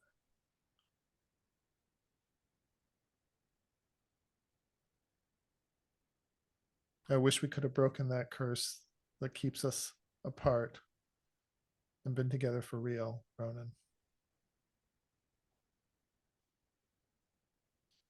Cue entity. Yeah, that No, is no. like kind of a perfect time for the entity. Yeah, the blood has already been flowing. I guess Ronan's already made some of the initial cuts, and the blood is beginning to flow. Yeah. Mark, where do we think we see Gemma kind of lying in wait to ambush this thing? I think so does somebody have this device set up? Is that Shanna that has the device set up then? Okay. Yeah. Yeah, one of these cameras is, I guess, the one. Okay. Does it make more sense to have one camera and therefore you only need to destroy one camera? Which Yes. has, yeah. Yeah. So I think that I think it's Gemma's thing now that she crouches down in some bushes, as she did at Rowan's place. But she has her body armor on. I added some low things for what it's worth. At a sledgehammer with her, and she looks eager. Okay. Yeah.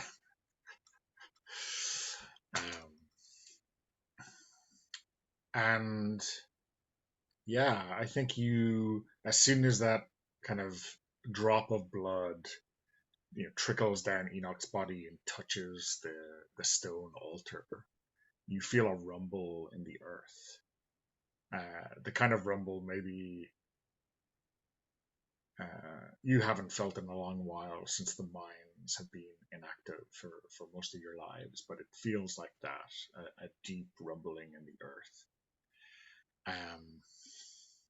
And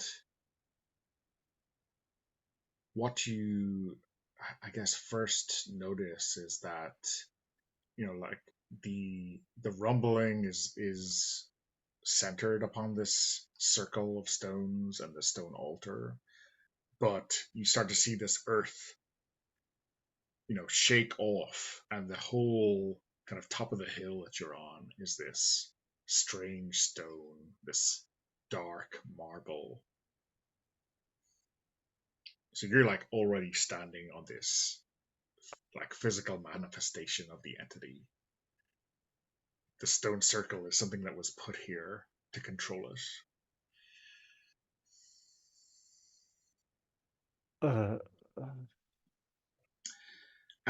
Yeah, and this earth, and obviously like the trees are just like falling down. The as more and more blood overflows the altar and just hits the ground. The trees are being shorn off it. The earth is gone, and you're standing on this rough marble. What do you do, Gemma? Well, I'm assuming that we kind of need to delay a little bit to get this on video before we can destroy the. Yeah, so I have to run some interference for a while. So I think Gemma's like, as this thing is rising up, she realizes that she's on like the midsection of this thing. So she tries to leap up and then slam the sledgehammer into the stone altar that Enoch has. Is Enoch kind of tumbling off of it, or? I mean, I think at this stage, like, he's not actually tied on, but maybe, I don't know, Jose, are you like tumbling off? Are you like holding on for dear life or something else? Let's see. Yeah, I think tumbling off makes sense, as because I think I'm still supposed to bleed out in the confines of the circle. But the beginning of the ritual is just blood soaking the altar stone. But now that that's happened, the next part the end of it will have to be me dying within the confines of the stone circle. But I think, yeah, I am popped off of the altar stone as it as everything quakes. And I think when your hand touches the bare marble, maybe there's blood on it, but it's really when your hand touches it, you feel this pulse. And you can kind of see in this flash these purple veins all through your arm, up past your t-shirt or whatever. And it knows that who you are, and you feel like this kind of reverberation in your mind that says Briarwood, with this deep Kill hate. the Briarwood. Sorry, that was a very long answer to your question, Mark. Yeah, it's excellent. So you are striking this marble with your hammer, right? Right. So I'm going to push myself, which is going to open up Relentless, Yeah. I guess. So is that going to give me like improved effect? Yeah, so this or is better perform a position? feat of physical strength verging on the supernatural, and your superior heavy weapon, your big ass sledgehammer, right? Yeah. But this is a terrible entity, right? Yes. Do you get a twofer on Relentless and Eldritch Secrets I was going to ask that. if you push yourself? I don't know. Let's Sure. get a ruling from L. L's the From default. me? Yeah, you're the default expert. By virtue of having written all those mysteries. So the question is whether your push your luck counts for both Relentless and Eldritch Secrets. Yeah, or do I have to just choose one?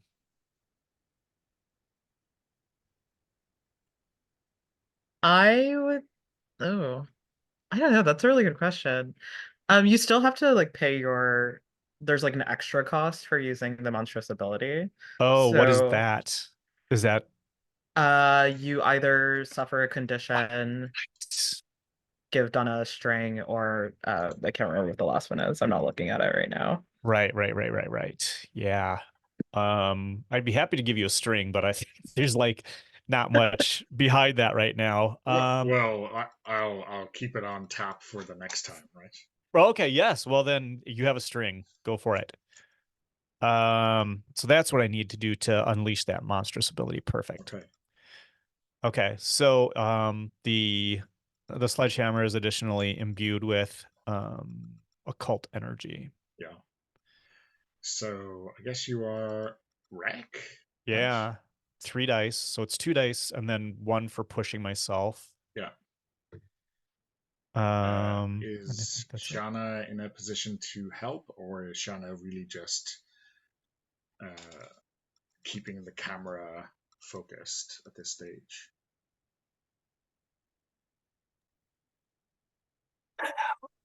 I think I'm starting to see something. I mean, I'm focused on filming, but is this when we start seeing things go wrong, or is not things not happening as we had anticipated? Yeah, I think this is the scope or the nature of the entity is surprising to you in some way, right? All right. In that case, I'd like to do a quick study roll. I'm not sure you have time. Like, this is, can you help in the moment by doing something, or are I'm wondering if I can at least try to figure out what we've done wrong or what isn't going as anticipated and yell it to Gemma. Well, is that the nature of this entity is much bigger or different than you thought? Yeah, is kind of where I'm pointing directly at for that difference. Yeah. So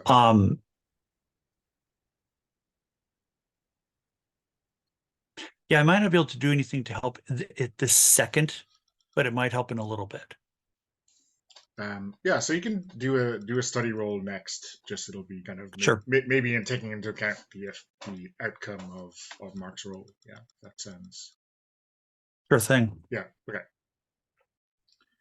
I was wondering if I could help somehow this telepathic connection, this recognition of the entity that I'm a Briarwood, and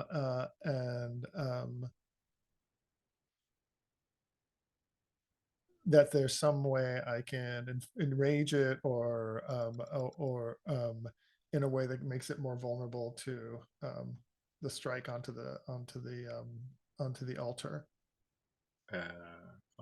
taunting it with like your a taunt of some sort. freedom. Yeah. With my freedom. Yeah, like I toss my my ropes down and say, well, now you've revealed yourself, but you won't last long, or something like that. Some kind of taunt, so that the attention of the entity is more focused on Enoch. Okay. Do you want to make that a simple help?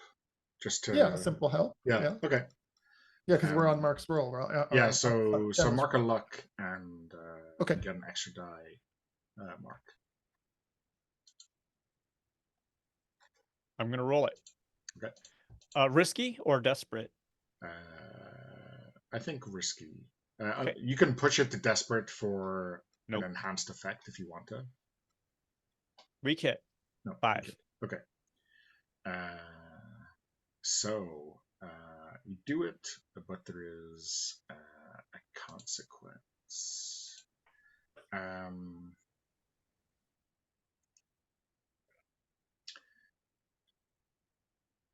Yeah, I think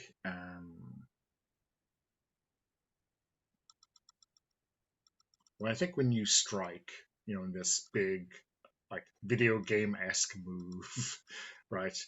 You strike this area that just looks tempting to you because it looks so flat and shiny, and you strike it, and it causes this big crack that runs straight towards the stone circle.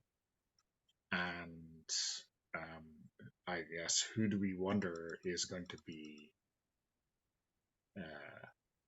dropped into this fissure right now? I guess it would make most sense for it to be Enoch or Ronan, given that they are in the stone circle, but not necessarily. Could be anyone really.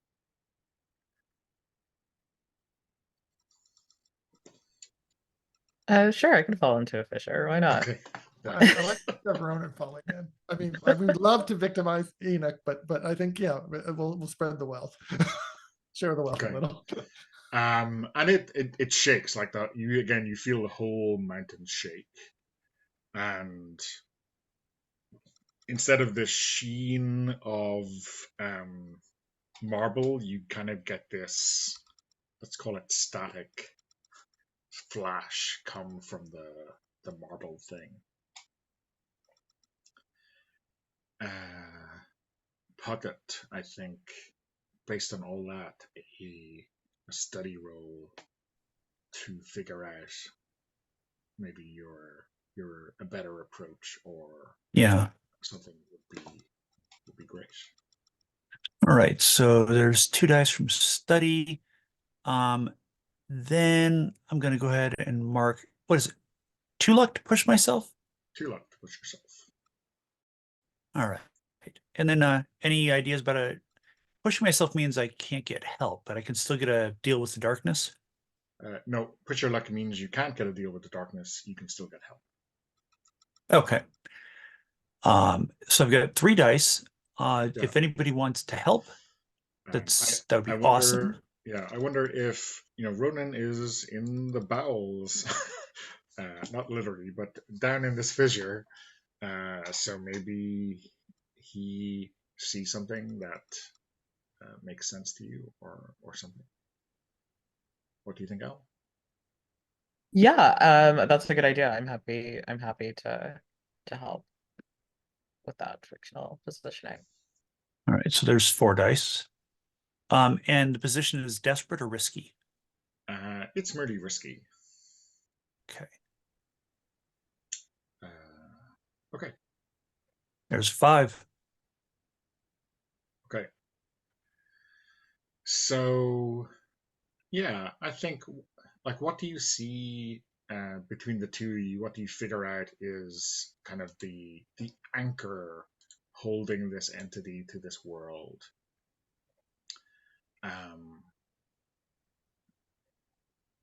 Puckett, have you got an idea right now?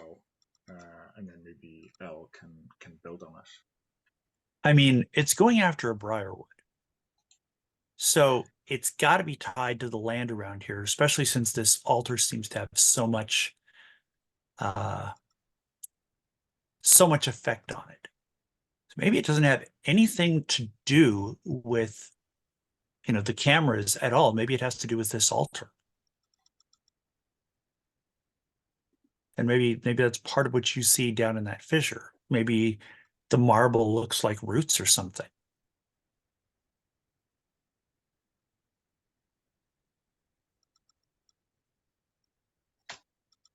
What do you think, El?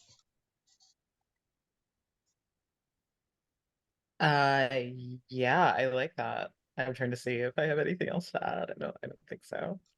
Wondering about, like, we talked about this idea of duct tape. That somehow the containment of this was thrown together has some weaknesses. Maybe there's some insight into how to shore up one of the weaknesses that Ronan can somehow perceive one of the magical weaknesses in the containment. Yeah, I mean, I wonder if, across his abilities is exactly what is needed in this that the Briarwoods didn't have at the time. Right, of course, because we didn't consult with them. Yeah. What do you think, Al? Yeah, I like that a lot. That makes perfect sense. Mm-hmm. So yeah, maybe that static you mentioned before, Donna, Ronan is sort of able to see the patterns in it and sees it as a manifestation of this creature's interference with the Briarwoods containment spell. And he knows how to patch it up. Yeah. Do you think you still have one of those bottles of spring water?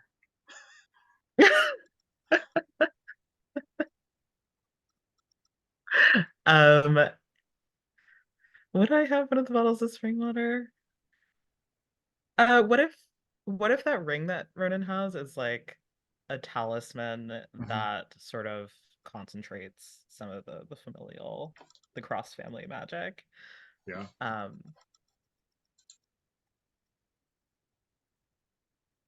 And maybe if he's like shoves it in the roots of this thing, so to speak, and right at the exact correct juncture, it'll like he'll be able to make a seal that way. Yeah. Do you think this is a connect roll? To kind of. Yeah, that makes the most sense to me. Yeah. Dare I push myself? Do we think a Briarwood is in a position to help? Maybe the duct tape is still necessary, even if the enhancements are also required.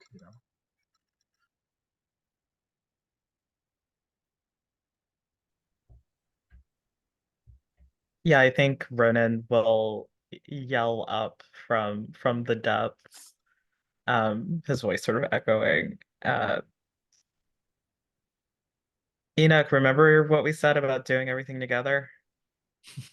Need your help. Yeah. And Enoch has all the ropes that were used to tie him, and he's tossing them down to you to try to help you get out. That's one of the things he's going to try to do. But you're asking for his help in this moment, right? Is that Enoch climbing down instead, or? Oh, maybe it's Enoch climbing down. Yeah, together. Yeah. So I think we see Enoch, and maybe I have to make a roll for this, but Enoch climbing down to try to assist Ronan with this particular seal on the magic. It has to I think be, you can just mark luck to. Just mark luck. Okay. Yeah, to make your deck. Yeah, one to help. Yeah. One to help. Okay. Oh no, I just did it on somebody else's. Sorry, I changed it. I put it back. Everyone's been like adding and subtracting my luck. My bad.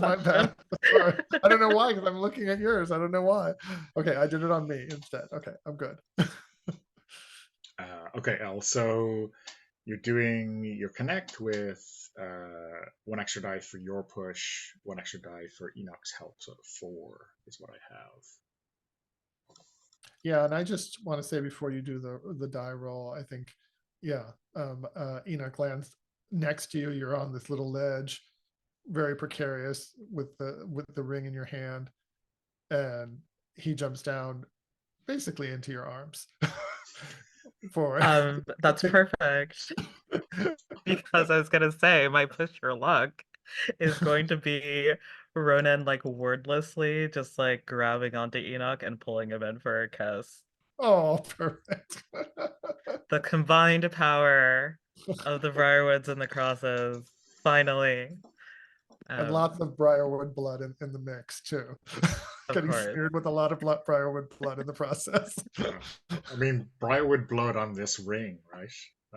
That's... Okay. How many dice do I have? 4? You have 4 dice, yeah. Awesome.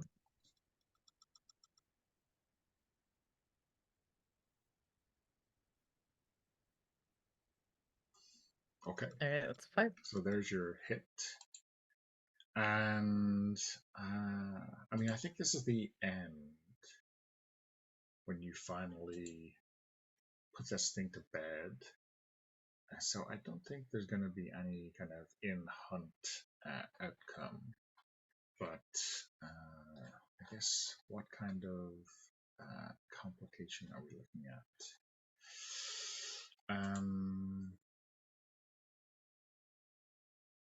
Yeah, I mean, I think a string is what's required here as well. A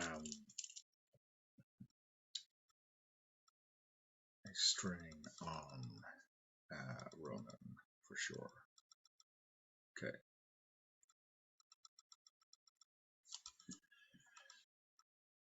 Okay.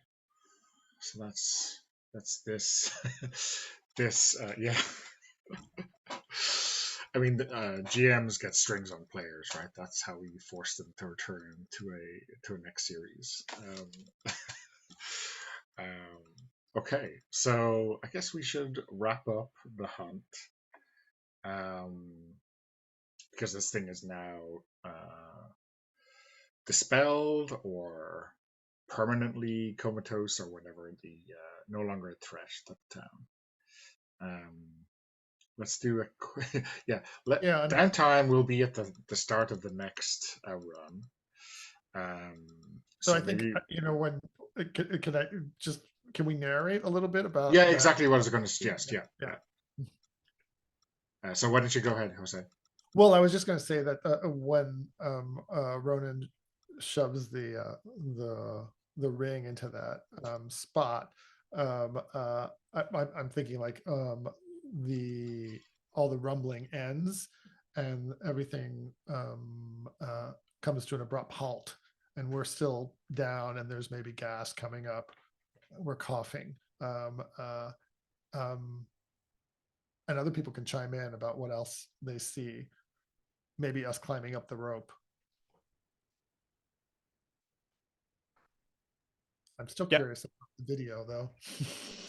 Yeah, now that's this whole adventure here has documented. I think that Gemma has a hold of the rope.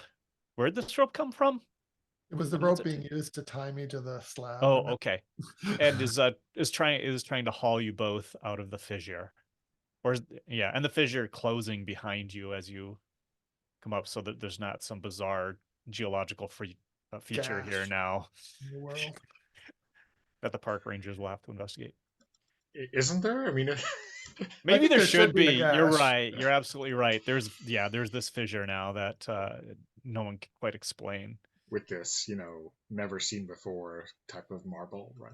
Yes. Okay. So sorry, Mark, go ahead. But do you want to add a detail to this denouement? No, that's good. Should we have like shadowy figures in the distance of the mud coven, like watching us? Well. If no one had added that as their epilogue bit, I would have. So okay, excellent. Al, is there anything you want to add? No, I don't think so. Not for this one. Okay.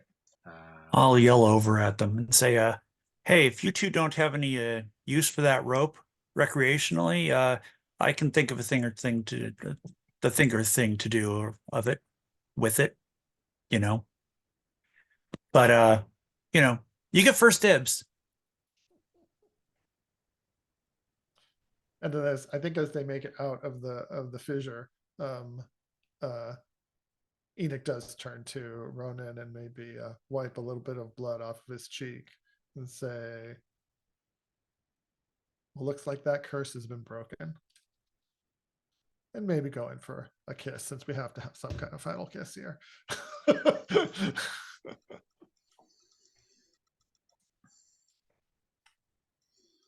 Yeah, I think.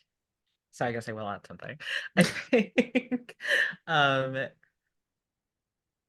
mean, Ronan responds to the kiss. I mean, he leans into it, but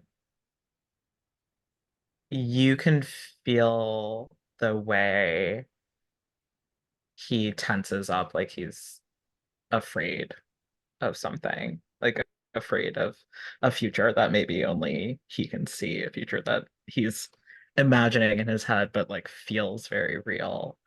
And when he pulls away, and smiles at Enoch, there's like a lot of sadness there, maybe a sense of impermanence.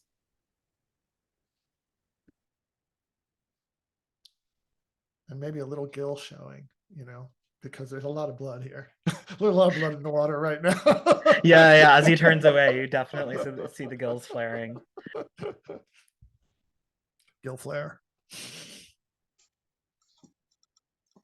Okay, so I think we can wrap it up there. I'll stop the recording and we'll do a quick debrief if people have time. Okay.